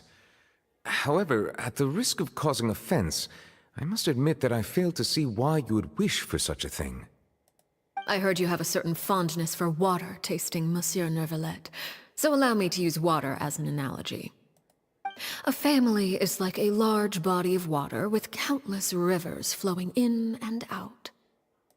As someone who watches over this system, I would hope that each river that flows from the source will eventually reach the ocean. Of course, objectively speaking, I know this is impossible. Most of the rivers will dry up along the way, disappearing into the ground and leaving nothing but a barren riverbed behind. Not all rivers are destined to reach the ocean, but I would not see their existence rendered meaningless. I believe the water that flows within them is simply meant for a different destination, like a field in need of irrigation. Or perhaps the glass of a certain water-tasting enthusiast. Did you get any of that, Traveler? Kind of. It sounds like she wants to maybe secure positions for Hearth members who want to leave? Or it's either that or it's something to do with those who have died. One of those two things. Your words paint an optimistic picture indeed. Allow me to remind you, however, few among us are willing to sip from a glass filled with tainted water. It may have been tainted at one point in time, but not to worry. I'll make sure it's strained of all impurities and returned to its cleanest form. Leaning more towards the former. I seem to recall there being a transactional aspect to your proposal. Perhaps you could expound on that? If you accept my proposal, Monsieur Neuvillette, I will gradually withdraw my forces from Fontaine. And, unless absolutely necessary, I will no longer carry out any special missions within Fontaine. I presume I can take your words to mean that, in the future, cases similar to the Tartuffe assassination will cease to cross my desk? Ah, that was her character teaser. Tartuffe? Ah, that thief who embezzled funds from all those charities, you mean? My deepest condolences to his family, but without any evidence, I cannot imagine how the House of the Hearth might have been involved in his passing. Of course, if you accept my proposal, Monsieur Neuvillette, I'm sure certain measures could be taken to reduce the frequency of such troubles. You choose your words carefully indeed. In that case, I am inclined to accept your proposal. My thanks for your generosity, Monsieur Neuvillette. Well, with that settled, we should be going now. I took the liberty of bringing along 2 bottles of spring water from Snezhnaya for you to enjoy. I do hope I get the chance to hear your impressions. Perhaps at our next meeting, yes? Indeed. I trust you would not overlook your commitment in the meantime. All right, Traveler Paimon. Time to go.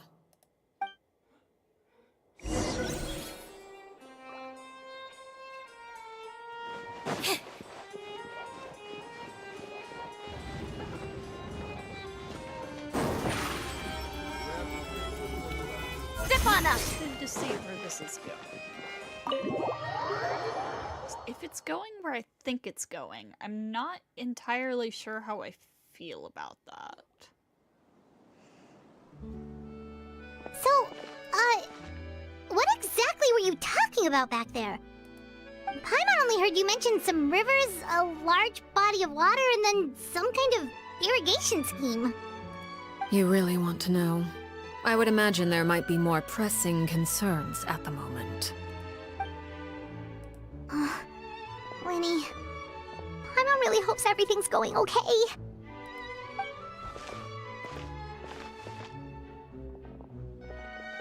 Oh, Paimon recognizes that look. You've got your thinking cap on, don't you, Traveler? The knave may seem relaxed, but she didn't seem to be joking earlier when she said those who betrayed the organization must pay with their lives. I think she's serious about punishing those kids. How should we stop her? No, there's something else we should figure out first.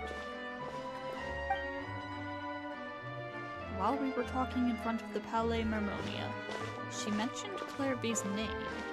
Does that mean she knew where Clairvy was this entire time? Maybe she even anticipated how Lenny and the others were going to act.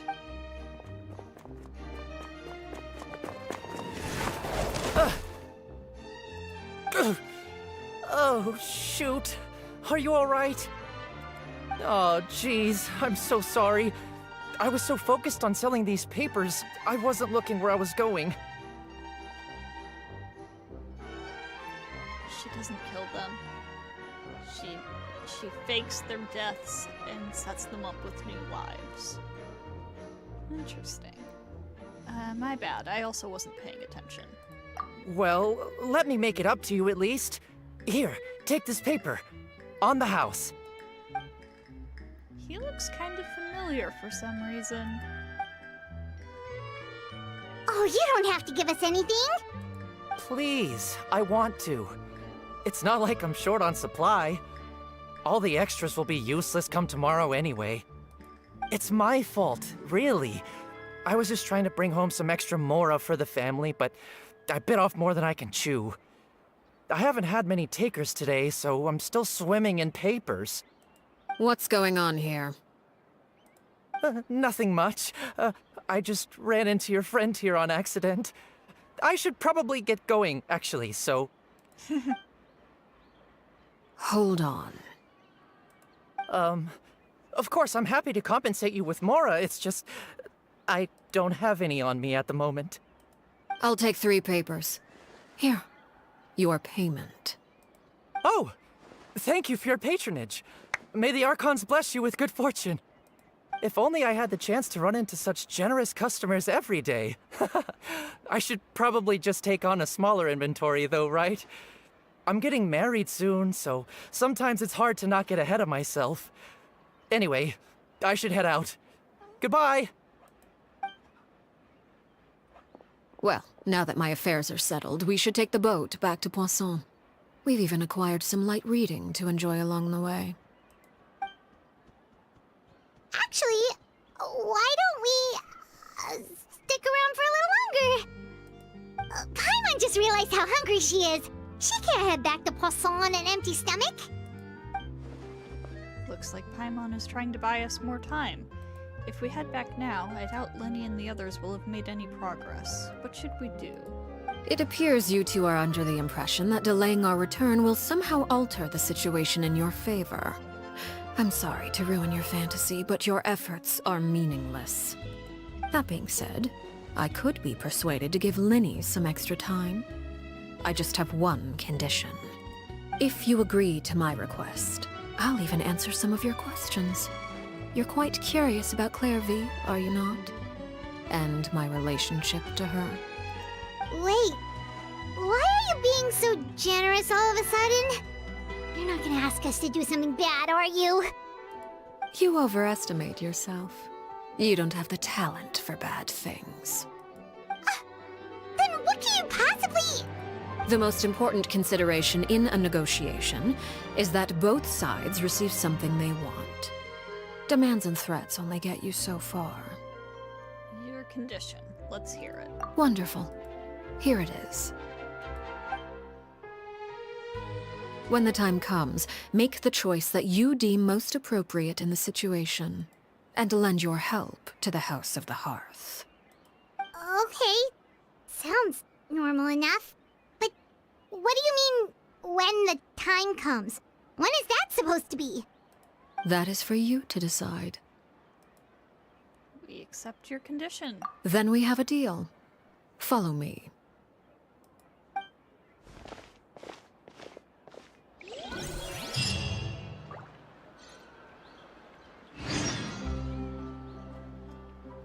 To the nameless ruin.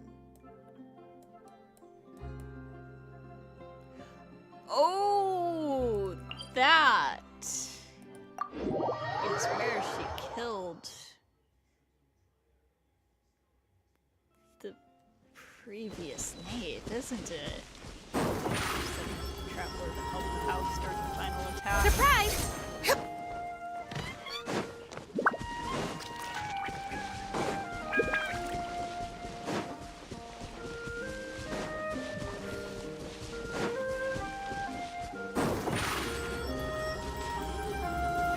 Step on up!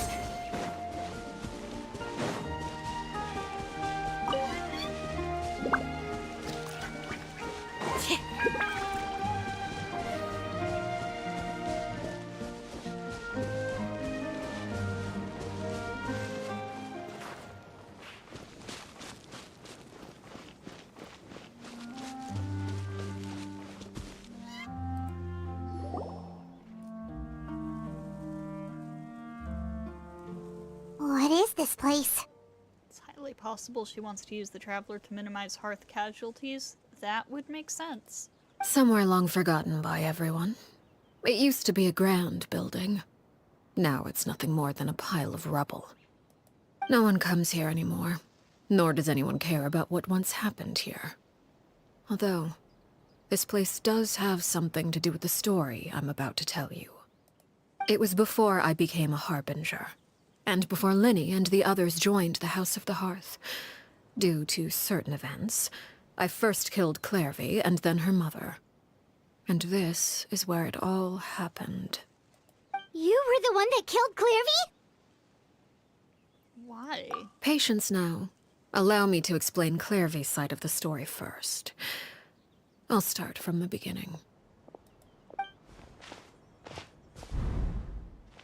Clairvy was 6 years old when she was brought by her mother, Crucibina, to live in the House of the Hearth. From the outside, it seemed like a fairy tale. A thriving family made up of kind adults and friendly children. Crucibina was the knave at that time, and the House of the Hearth was under her control. She was Clairvy's mother by blood, but she was also the mother to all the children in the house. Clairvy was happy here, for a time. But she quickly realized that being part of this family wasn't a fairy tale at all. It was a kind of purgatory. Purgatory? Exactly. The House of the Hearth takes in war orphans from all over Tevat. But as for how to raise them, that depends entirely on the person in charge. Crucibina came up with a novel idea. She would teach the children to fight, force them to duel each other, and then crown as the king of the house the child who proved themselves most worthy of inheriting her title. It's difficult to estimate the number of children who died or were maimed in the process. There's little I can say about the ones who died. The ones that emerged with permanent injuries, on the other hand, well, they still served a purpose. They would be handed over to the doctor to be experimented on, or sent away on dangerous missions. Nothing more than tools to be used and then discarded. So those were the experiments Clairvy was talking about. But what actually happened to her? You said that Clairvy was Crucibina's daughter, so if Clairvy tried to convince her to stop what she was doing, Crucibina probably would have listened, right? Haha, no. Despite being Clairvy's mother, Crucibina cared little for her daughter. She forced Clairvy to join the House of the Hearth only as a means to demonstrate her own impartiality as a mother, to prove that she treated all her children equally. Clairvy did try to convince her mother to change her ways, but it was to no avail. After her efforts failed, the only other option was to rise up and try to fight back. Unfortunately, the other children had already been thoroughly indoctrinated into the illusion of happiness Crucibina had created. Of course, there was one exception. Someone Clairvy's age who knew the truth about the House of the Hearth. Her name was Peruere. Perry. Wait, the friend that Clairvy mentioned? Friend, huh? I suppose we can call her that for now. Clairvy was a cheerful and passionate person with a tenacious spirit. Peruere, on the other hand, was rather cold-blooded. Her cold-blooded nature allowed her to see through Crucibina's facade. Yet, it was also this cold-bloodedness that prevented her from acting against it. At least at first. While Clairvy longed for freedom, Perouer was convinced that, amid all the fighting and violence, she would make it until the end. Despite their differences, the two became fast friends, united by their knowledge of the truth. Clairvy told Perouer that she hoped to create a real family, where no one would be killed or sacrificed. There may have been a certain naivete to her ideas, but Clairvy proved her determination many times over. She tried countless times to run away, ask for help, or expose the truth. But her efforts only earned her beating after beating. The only thing that kept her going was her strength of will.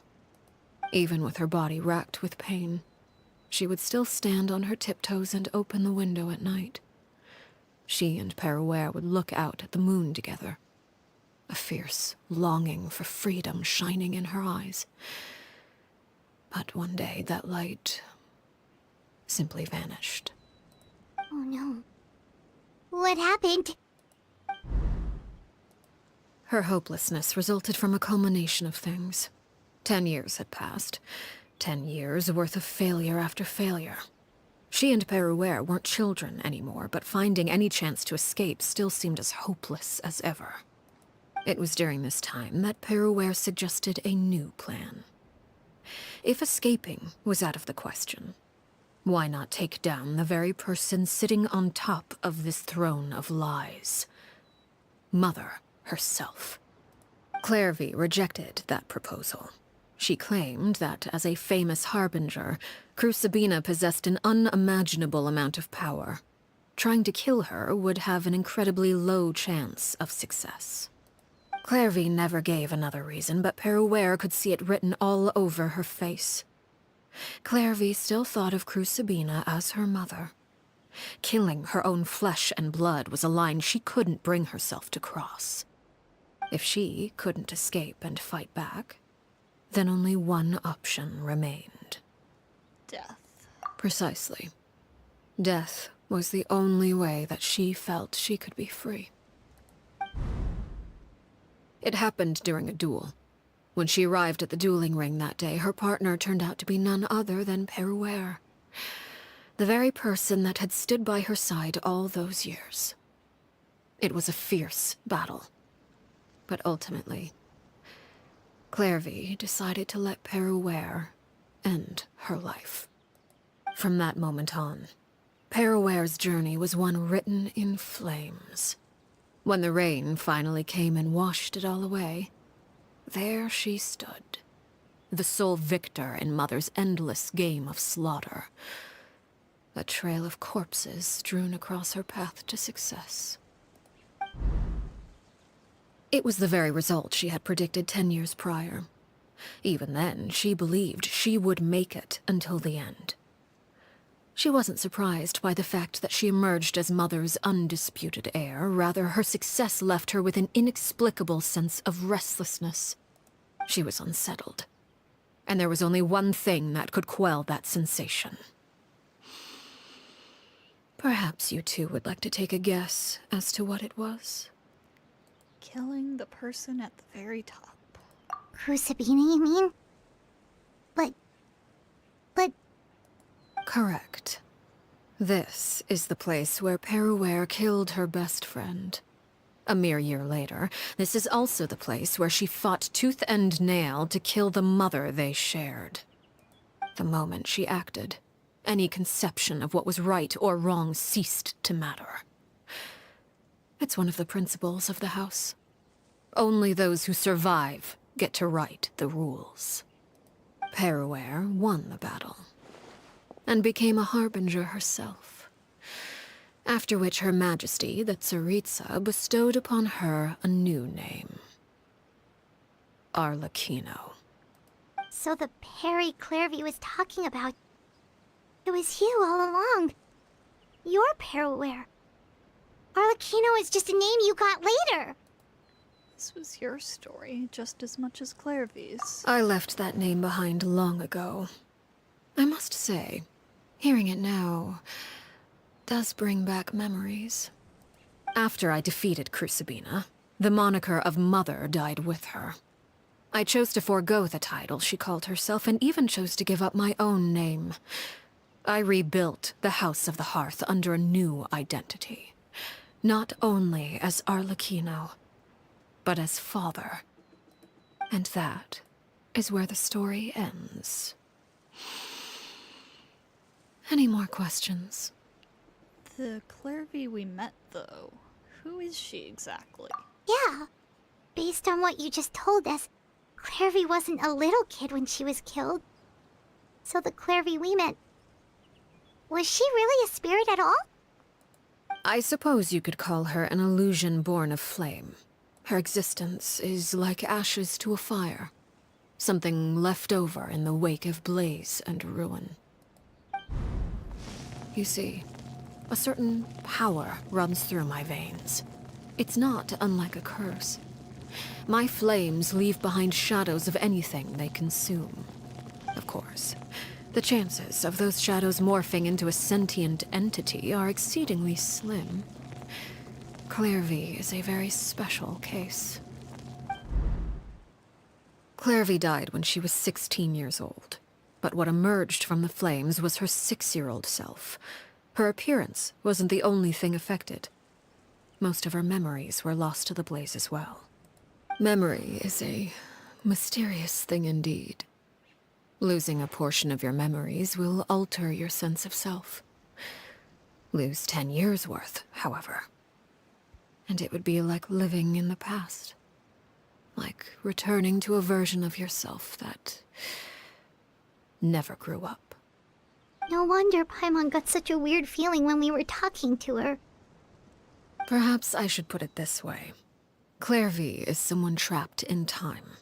It may seem like she exists with us in the present, but she truly lives in the confines of her own past. So if all of that is true, then you must have known about Clairvy for a long time. Indeed. She's a rather volatile and unstable entity. Sometimes she would look after the children. She's even saved some of their lives. But other times, she would hide from me and become obsessed with revealing the truth about the house to anyone who will listen.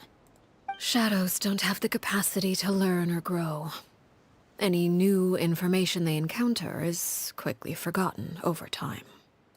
Your attempts to expose Clairvy to sunlight, they failed, yes? The reason is actually quite simple. In Clairvy's mind, the house is impossible to escape, and it is this very perception that traps her there. But no matter. All I have to do is kill her again, and all will be resolved. I don't anticipate so much as a single speck of ash will be left behind this time. Wait! Paimon can understand why you might want her gone, but isn't there another way? So what if she's trapped in her 6-year-old self? She's still your friend! At least talk to her first! It's too late for that. She broke the rules, and now she must be punished. That goes for Filial and Nantoy as well. She's had quite the effect on them.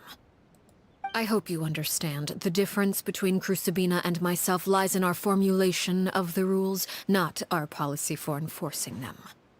Upholding the rules without question is a trait we both share, because that is how a household should be run. Is this really what you want to do? Ayo! Whatever could you mean? Don't you want to say a proper goodbye at least? Whether as a killer or as a father, there are two things that must be avoided at all costs: anger and sorrow. Anger makes you impulsive. Sorrow causes you to waver. Well, it appears it's about time to proceed. Before we arrived, I told some of my well-behaved children to bring our troublemakers here by nightfall. I do believe I've kept my end of the deal. I gave your friends quite a bit more time. As for what happens now, we'll just have to wait and see.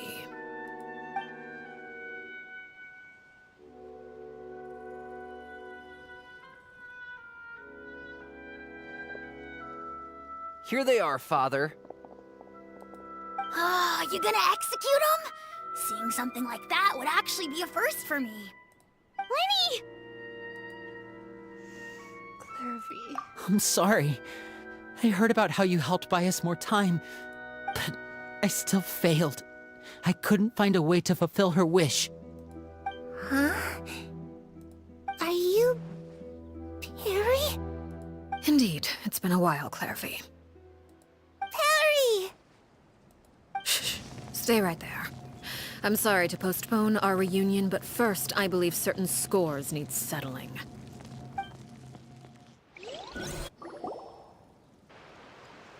Oh boy. Father, let me explain. Out of my way. Father! You chose to conceal a threat to the house. And for that, you must be punished. Overall, however, I suppose your wrongdoing is hardly the most egregious of the bunch, so I'll deal with your punishments later. As for right now, the more pressing concerns are the traitors among us. By traitors? Do you mean us? Father, let me explain. We didn't mean to... Fultz, why don't you share what you heard? Yes, Father. Secret Midnight Meeting number 3. Participants, Filial, Nantoy, Sato, Toddy. Nantoy clearly said, if only Father wasn't the one who took us in. Sato added, I'm sick of this life. I just want to live as a normal person. Filial was the worst of them all. She called us crazies and said a bunch of mean things about Father. I did not! You're lying! Fultz is trying to frame us. It's not like I'm the only one who heard those things. After that, you and Toddy and a bunch of other people started talking about Clairvy. You were using all those things Clairvy brought up as an excuse to question Father. We're birds locked in a cage. The only way out is to destroy it. That's what you said, wasn't it? You little... You just want me gone, don't you? What did I ever do to you, huh? And you, Sheplo, have you forgotten who stood by your sickbed, watched over you, and changed your dressings? Come on, let's hear it then. What's your reason for all this?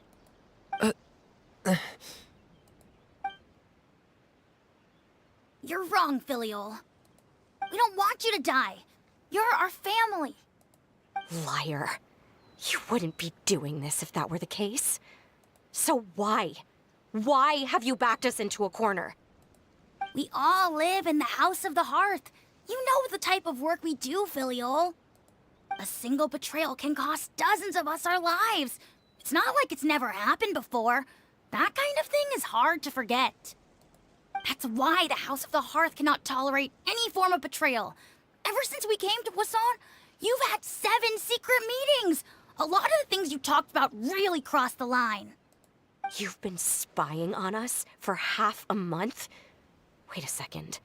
Now that I think about it, the move to Poisson was just a way to make it easier to spy on us, wasn't it? Because we were all in one place. You've had this planned all along. Filial, Nantoy, I'm sorry. I owe you both my life. I owe Clairvy too. If it weren't for all your help after I got poisoned, I wouldn't be standing here today. If this were any other situation, I would do anything to repay that kindness, even if it cost me my life. But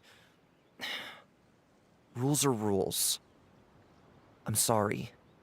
My hands are tied. Why? Why? That's enough, Filial. We made a mistake, and we should own up to it. We broke the rules, plain and simple. And now we have to face the consequences. I'm sorry, Sheplo. Fultz. I'm sorry, Father. We... accept our punishment. Chapleau, according to the rules of the House of the Hearth, how should these traitors be punished? All those who betray the house pay with their lives. And so it shall be.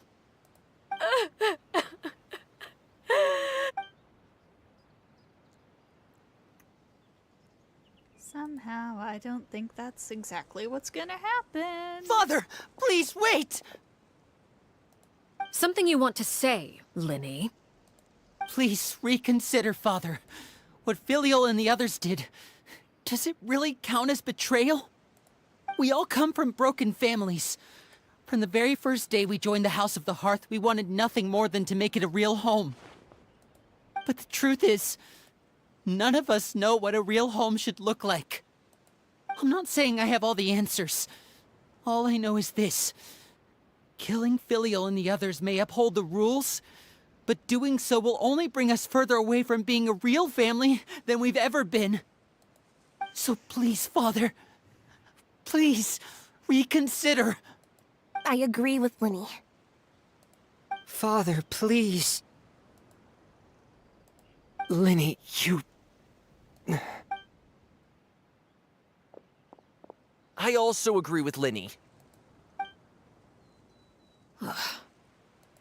An order once given cannot be rescinded. However, given the extent of your determination, I suppose we shall have to go about this a different way. Draw your weapons and face me. Our weapons? Father, are you referring to a duel? Precisely. The rules of the house will not be altered. Traitors must be punished. However, resolving disputes with a duel is also one of our rules, one that also applies to me. Demonstrate a sufficient showing of strength, and I shall offer a concession. Wait. Beat Father in a duel? Impossible. Father is way too strong, even for Lenny. Bruh.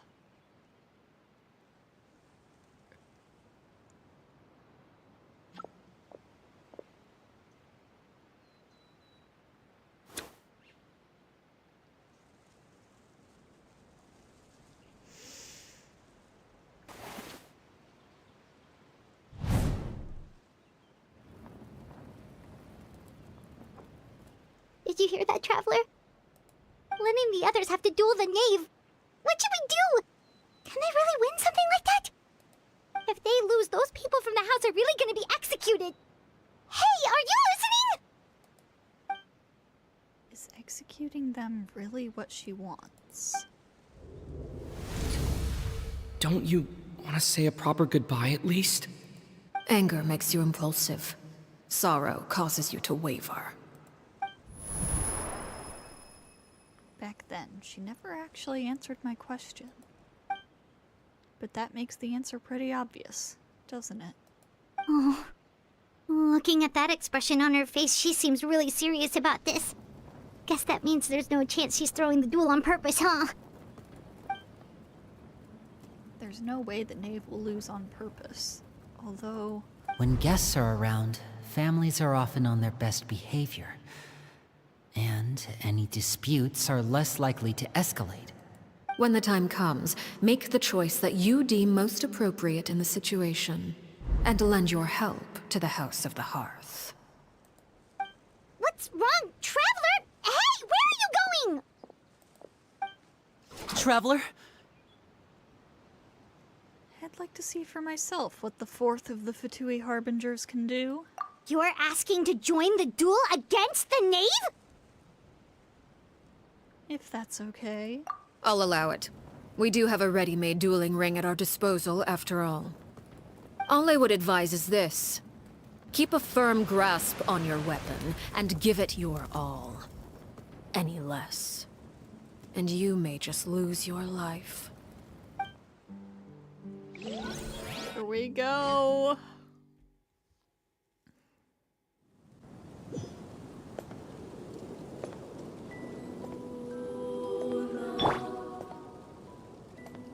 Motion to compel!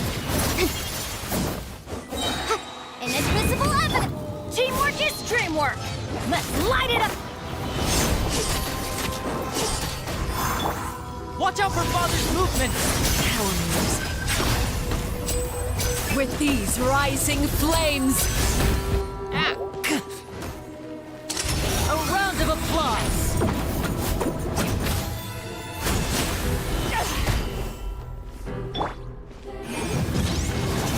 Are you alright?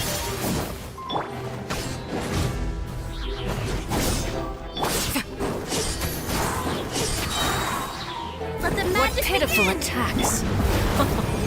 I thought I taught you better. Huh? I'm going in. Look out! Now that's more like it. Closer now. With these rising flames. And voila!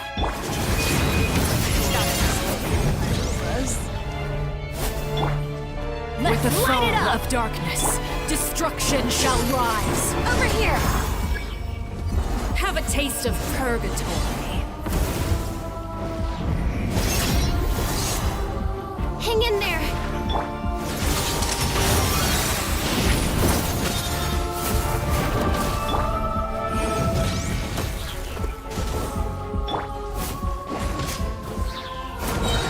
Everybody stand back. Look out!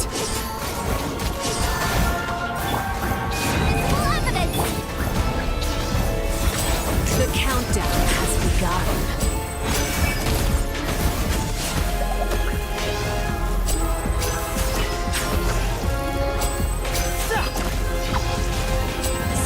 Voila!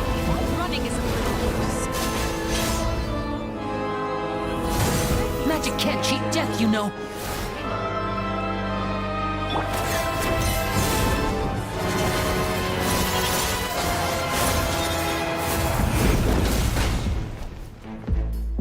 Are you alright?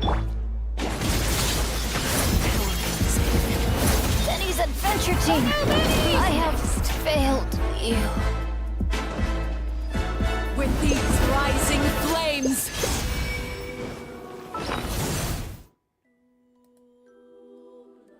This track goes hard. Yeah. I mean, it's a boss theme. Of course it does. It's a Harbinger boss theme at that.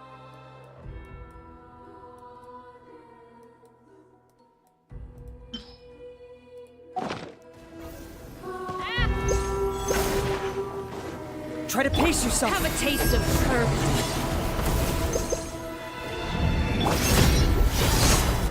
Quick! Drop next. Curtains. Look at you. Trapped like a bunch of helpless Objections. And voila! Spare your energy. Running is a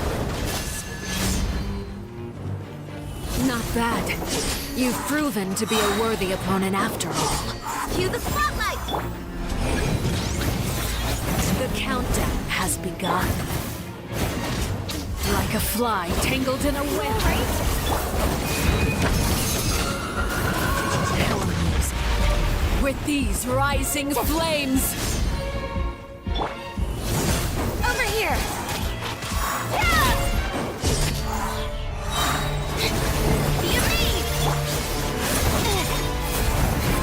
Control my blade. Then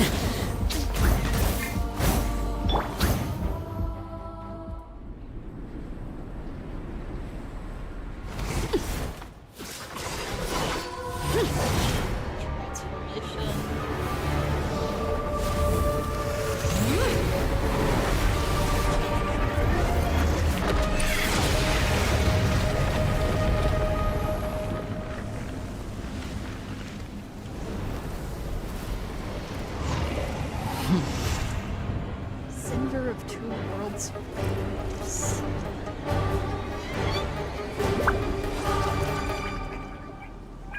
God, she's... this has been seared away. I'm going in. My blade is all that remains. That's gonna hurt. Motion to compel. Now's our chance. Over here.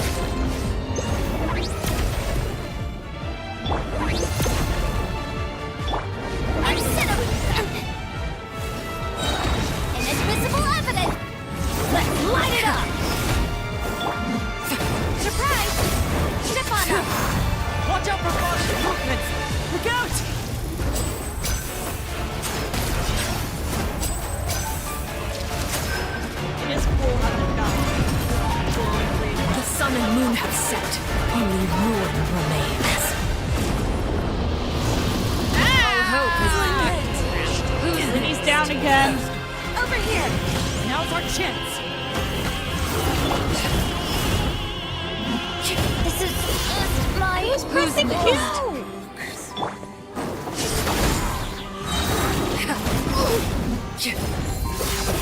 Cue the spotlight! Watch out for Father's movements!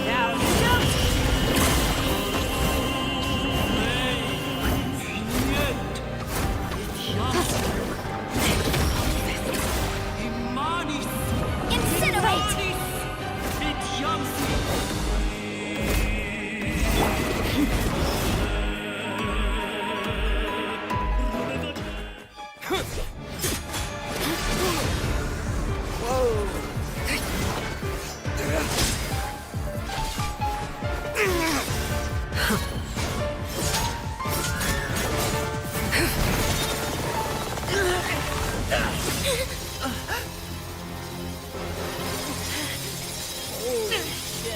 You should know better than to crowd in one place.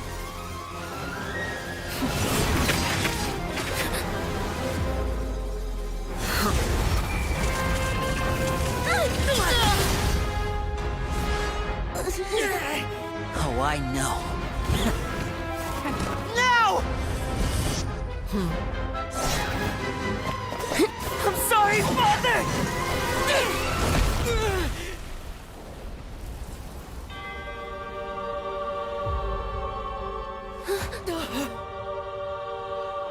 Sorry for what? This pitiful excuse for an attack.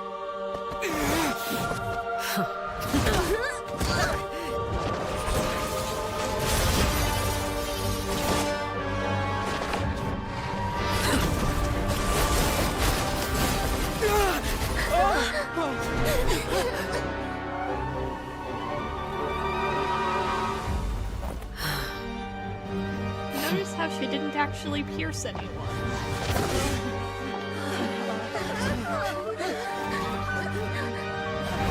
Father, no!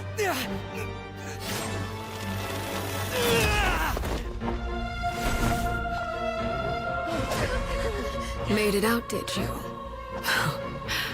You're stronger than I expected.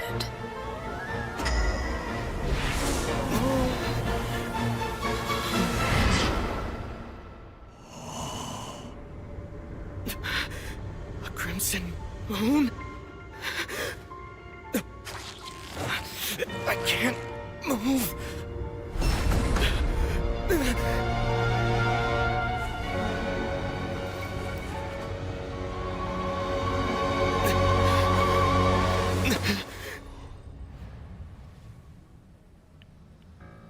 Still, Cool, what the heck? not strong enough to beat me.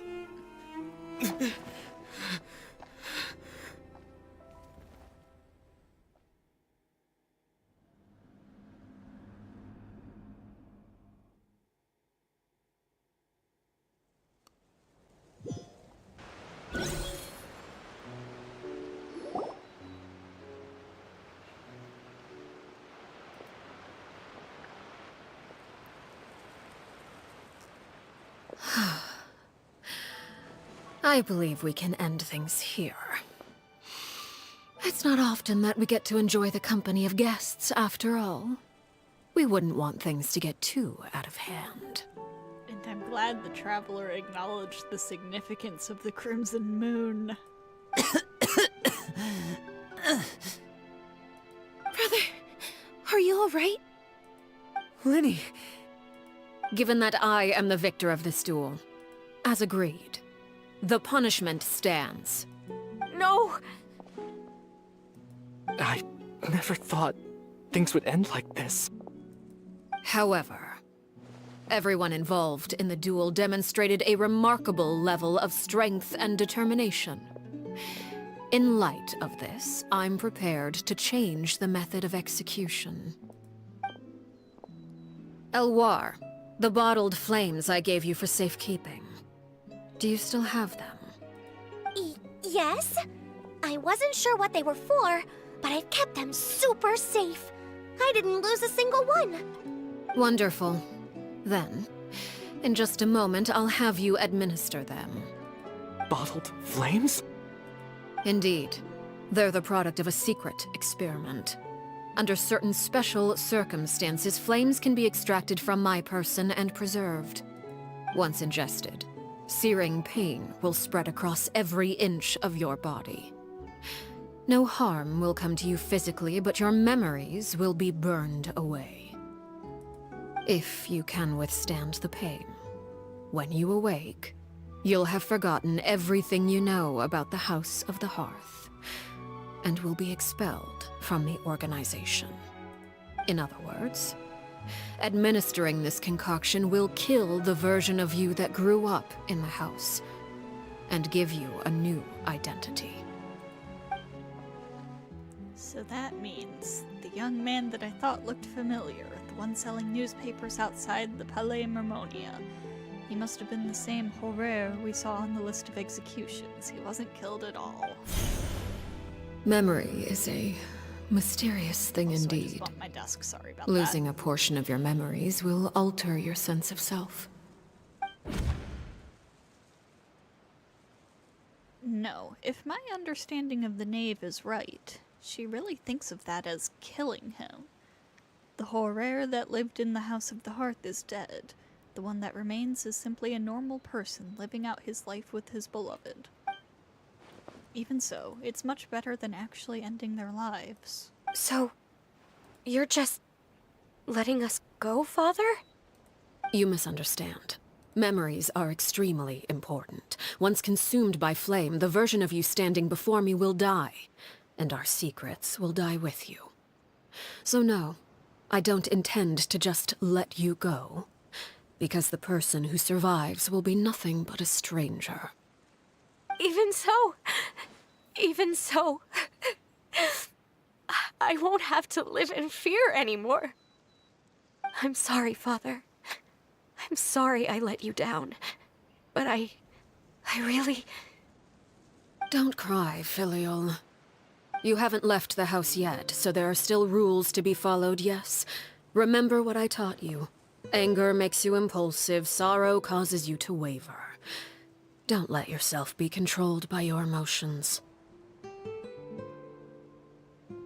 Of course. I'll remember. Dry your tears, and go pursue the life you really want. Yes, Father. Chaplot, Foltz, Elwar. Take them back to Poisson. And bring Linny and the others as well. I prepared 3 extra vials of bottled flames.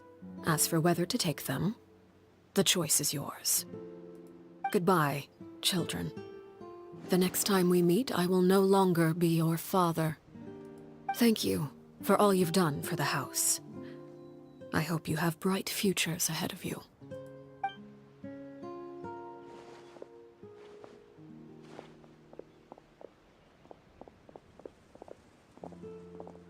Father! Let's go.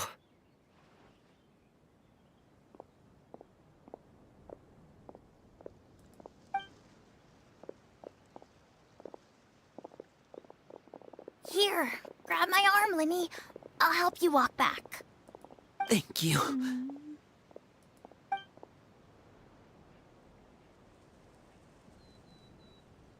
Clairvy.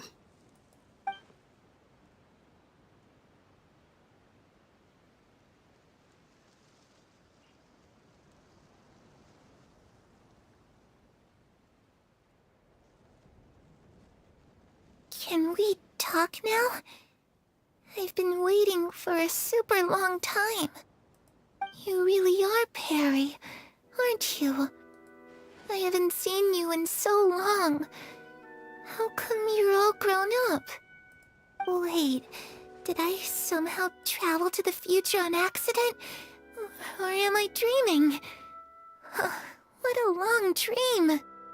Neither. You died, Clairvy. That's what happened. You could have at least sugarcoated it a little! Look, she's that speechless! If this really is Clairvy's younger self, then I would say she's probably had enough lies. I've seen people talk about how the Traveler got destroyed here. He did badly, but Arlecchino wasn't going all out, it seems. Yeah.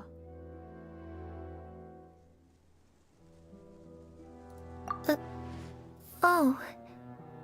Okay then. Huh? That's it? You accepted it just like that? Yep. If that's what Perry says happened, then I believe her. Perry wouldn't lie to me. Plus, I don't really need to know why I'm like this. I'm more curious about what happens in the future. If you're a harbinger now, Perry, that means Mother is gone, isn't she? Can you tell me about it? I want to know what happened to her. And to me. You never stopped trying to defy fate. At first, no one believed you. You could only vent your frustrations to the moon. In fact, you often sought comfort in the night sky. You wanted to see the aurora, so one night we promised each other we would go to Snezhnaya to see it together. Later on, you tried to run away, but you were brought back each time. Mother spared your life, but it wasn't out of kindness. Instead, she decided to make an example of you by slowly torturing you over time. That way, the other children would know what happens to traitors. Still, you never gave up. Mother hoped that through ruthless duel after ruthless duel, she would be able to crown an ultimate victor among the children she raised. But you called on everyone to unite, to fight to a draw in order to reduce casualties. Your efforts may have only delayed the inevitable, but still. You gave them hope. You tried everything you could think of, but every attempt ended in failure. Still, you never turned your sword on Crucibina, and you never turned it on me. On that gloomy day, you told me, "For the last 16 years of my life, I've done everything I can to fight for freedom. But now, I realize that the only freedom I truly possess is the freedom to choose to die." I never imagined I would say something like that. I must have been feeling really worn down. But somehow, I still think I understand. According to Mother's plan, only one of us was going to make it until the end. And I always hoped that person would be you. If I could do it all over again, I still don't think I would make a different choice. Even when I first met you, I knew you'd be able to do what I couldn't. Is that so? Even now, I'm not sure I truly understand what kind of freedom you were trying to pursue. But as the head of the House of the Hearth, and as the children's father, I've tried to give them the most basic of freedoms. The freedom to choose their own fate. It's something I discussed with the Iudex of Fontaine.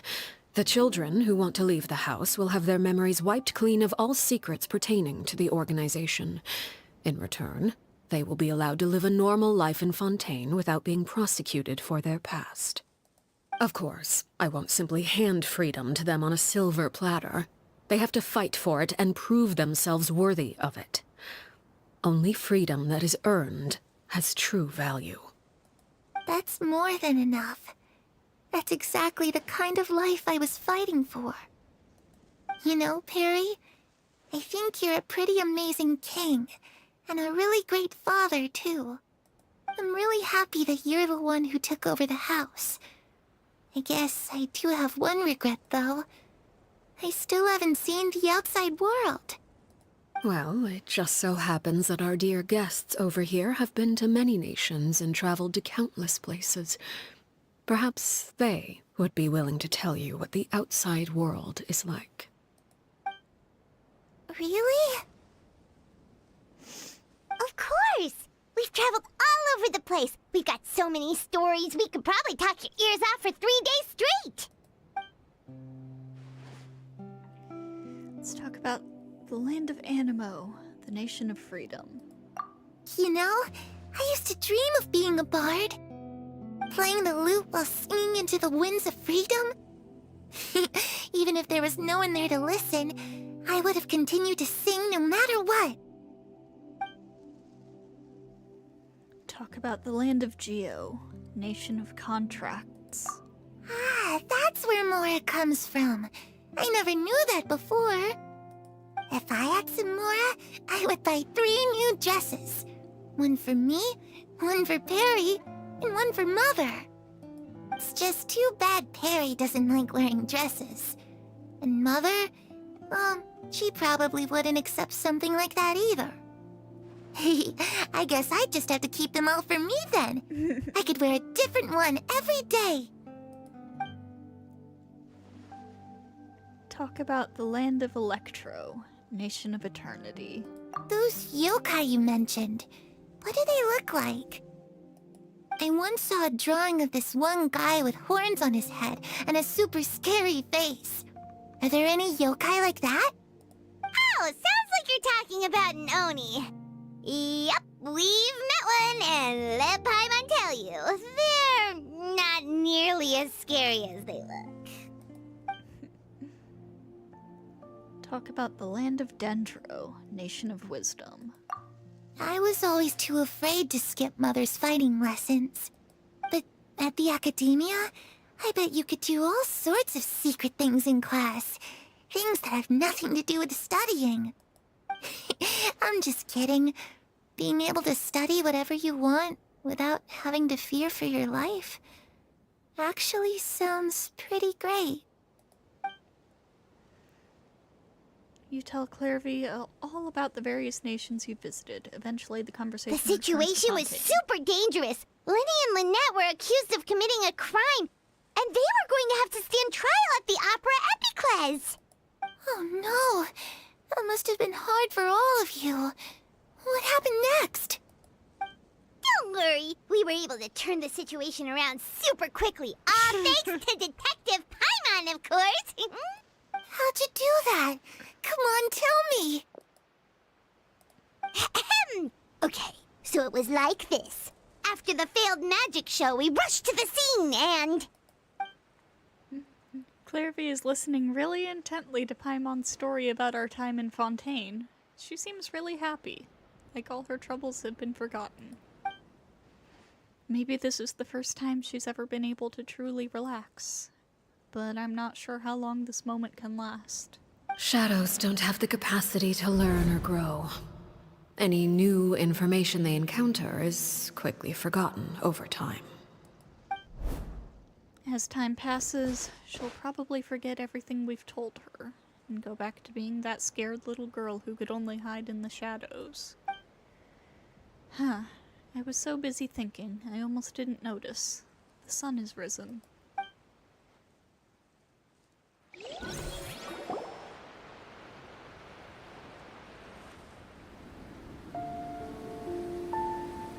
And now she's standing in the sunlight. You've worked tirelessly from the shadows to overthrow the House of the Hearth. Now, by my authority as the Knave, I shall announce how this matter ends. You are hereby expelled from the House of the Hearth. You are no longer tied to this place, nor are you bound by its rules. You're saying that I can finally leave? I get to experience the outside world as well? Oh, I almost forgot. There's no getting older for me. Still, seeing who you grew up to be makes me really happy, Parallel. Take care of yourself. Goodbye. May we meet again someday.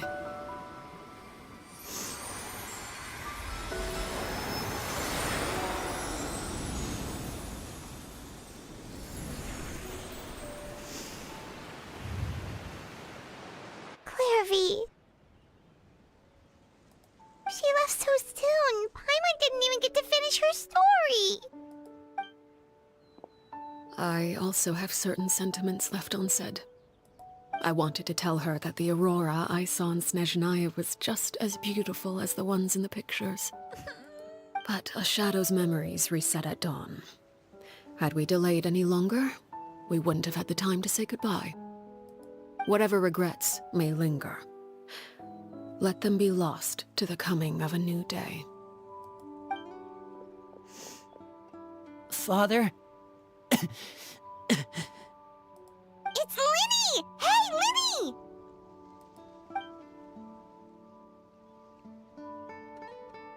What is he doing back here? Let's go check it out.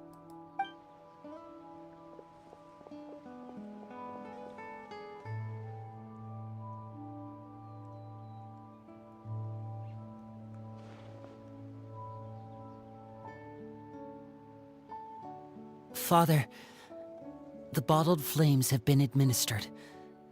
Filio and the others have left the house.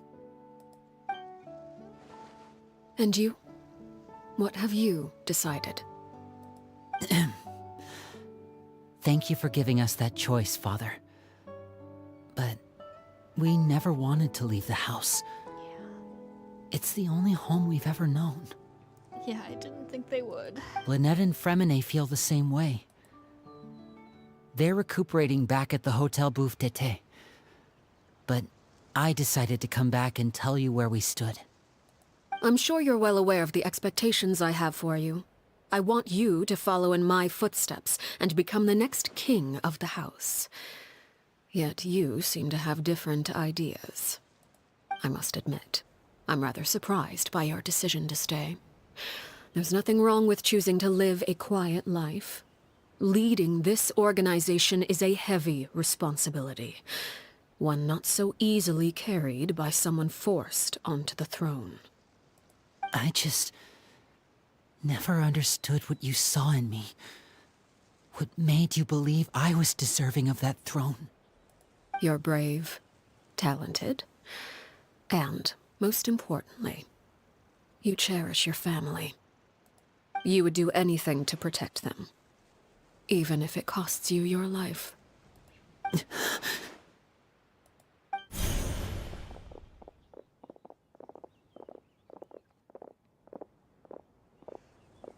Speaking up back there was so brave of you, Linny. It's all thanks to you that we were able to convince Father to back down. You're a hero, Linny. Hero? Father is the real hero. Had Father gone all out during the duel, there's no way I would have walked away with my life. She must have had it all planned from the beginning, from the very moment she suggested a duel. I'm not deserving of that title. I'm not strong enough or smart enough. You're wrong. In my opinion, all you need to be deserving of the throne is conviction and the necessary strength to act on it. We may have different ideas of what it means to be a family, but you can hardly be said to lack conviction. What you truly lack is strength. For someone of your talent, though, that's something that will come with time. Even without that strength, you still chose to face me in a duel, even though the odds were stacked against you. That capacity to honor your convictions is what I truly see in you. Father. No one knows what the future holds, what tragedy or triumph may be in store. Being at the head of this organization requires the strength of will to face whatever comes. Caution will only hold you back. If reaching a certain standard were required to go after what you want, I would never have succeeded in killing my predecessor. Back then, there was still a considerable gap between our abilities. Strength may decide the ultimate victor, but those who let a lack of strength dictate their decisions or undermine their convictions will never be worthy of the throne. I understand, Father. Thank you. Children must grow up to surpass their parents. Only then can a family continue to flourish. The road ahead is not an easy one, so I'll ask you one last time. Are you certain you want to stay? You've done so much for me, Father, and that kindness must be repaid. Plus, with Project Stuja at hand, there are many dangers ahead, and I, for one, don't intend to back down. Protecting my family at all costs. That's my conviction. Then you're welcome to stay. As for Project Stuja, you need not be too concerned. If those cowardly businessmen and heartless dignitaries try to take us down, I'm prepared to teach them a lesson. Having members who longed for the light was our organization's last weakness. With those members no longer among our ranks, the House of the Hearth is like a spider hiding in the shadows. We need only wait for our prey to come to us. At present, our imperative is to use their plan to our advantage. In doing so, a crimson moon shall rise amid the frigid blizzards of winter. No demonstration of loyalty shall go unrewarded, and no sacrifice shall be in vain. What are you planning, Arlecchino? As for the two of you, whether we meet again as friend or foe, I'll remember the camaraderie we shared in this moment. No matter how arduous the journey ahead, I hope we both reach our desired destination.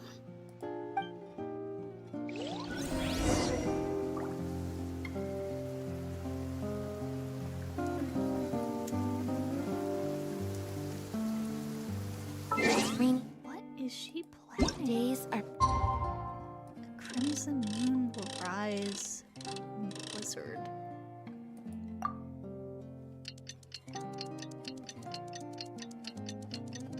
And she's not actually Fontanian, so where is she from, really? She's got all these things tying her to Conria. What is your deal, Arlecchino? What is your real story? What is your full story? Voice lines go more into it. Didn't Linny say that Lynette and Fremine were recovering at the Hotel Bouffe d'été? Oh, Paimon wonders how they're doing. Maybe we should go check on them. Mainly her voice line about the Tsaritsa. Ooh, interesting.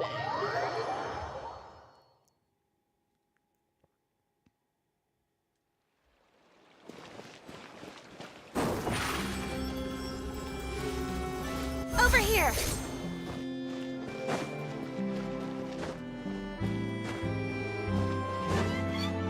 Where are you taking me? On this super roundabout.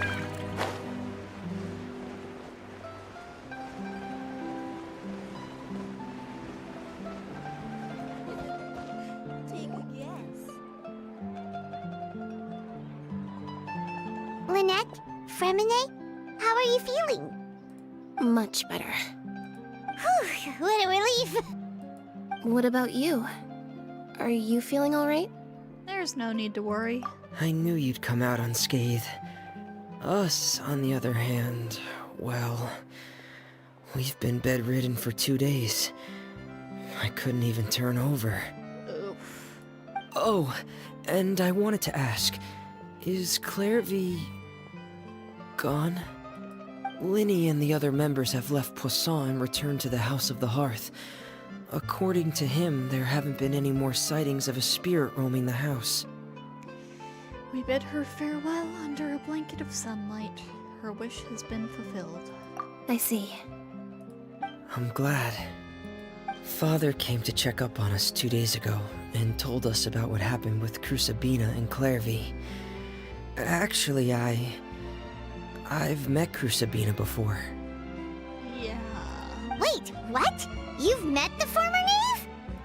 Crusabina died a year after Clairvy. It was during the year between their deaths that I joined the House of the Hearth. So this couldn't have been that long ago, because Fremine, how old are you? Crusabina had an extremely You're like a cruel teenager, and radical way of doing things. While she was alive, the atmosphere in the house was suffocating. When I joined, though, the experiment she valued so much had already come to an end, and all the people involved, dead and injured alike, were gone. Crusabina never talked about the past with us newcomers. A couple of months after I joined, Father killed Crusabina and burned all her files.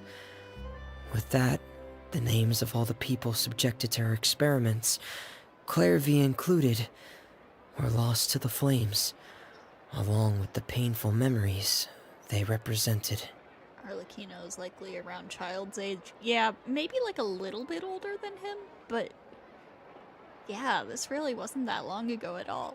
Congrats, child. You're not the only person in their 20s in the Harbingers.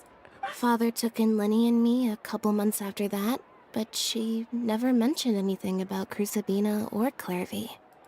It really seems like something she was planning to keep to herself. The last time you talked to her, did she mention why she kept it a secret for so long? She said she didn't want us to be I'll affected by check the that out darkness later. of the past. She was worried we'd develop a false sense of gratitude towards her if we knew about it. The foundation of a family should be free of any corrupting influence.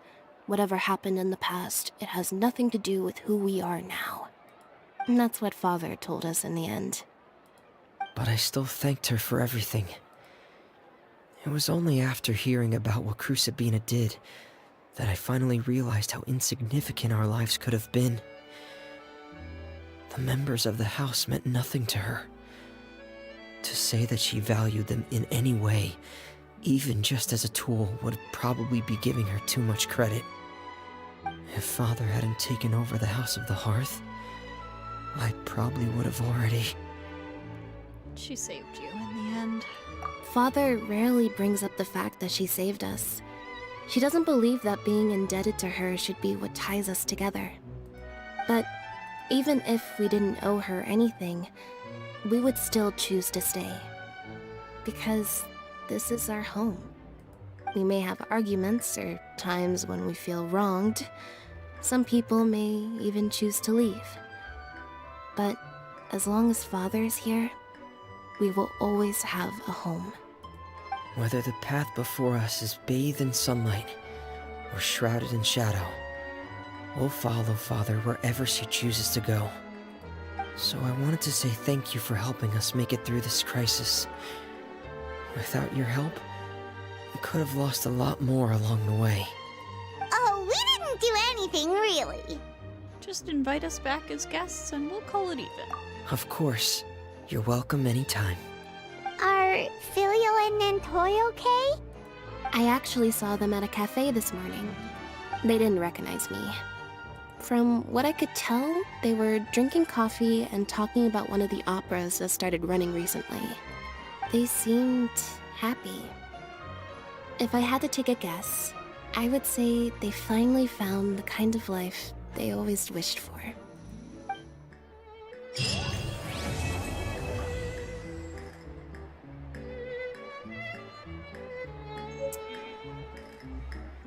That was good. I was really worried about this story quest because here's the thing.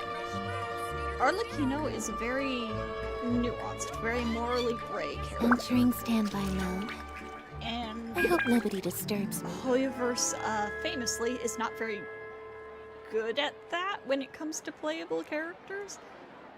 So I was kind of worried that they were gonna lean too far into making her seem nice, you know?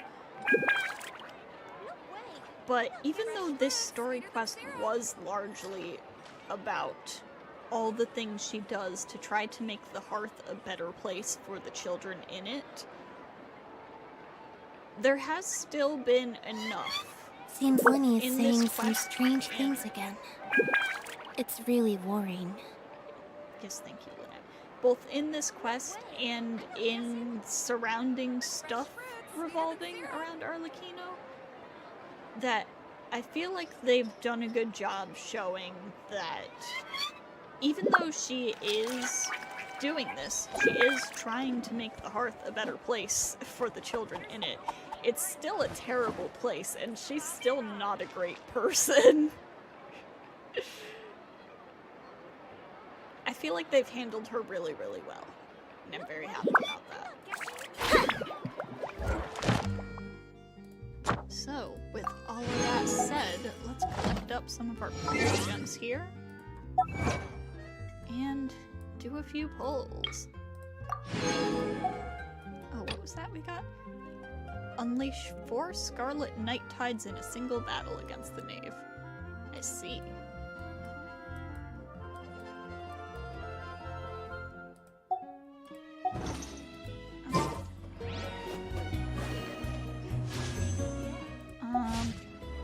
Bennett, get out of the team. Yenvi, get out. Actually, I'm gonna switch teams. Because this one is specifically made for rituals. Alright. Prepare to be amazed.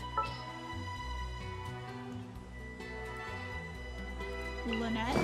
Is it time for a magic show? Remine. At your command.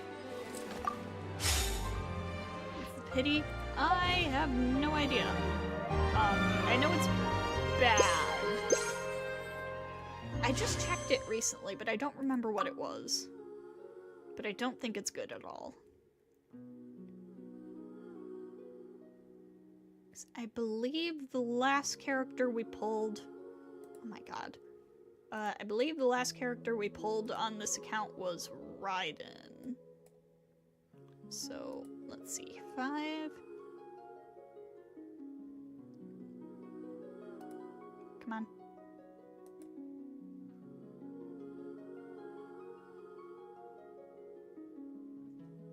Oh, why are you running slowly?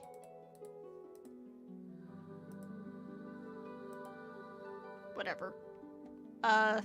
It's not good, I'm sure of that at least. We have like 5 voices here.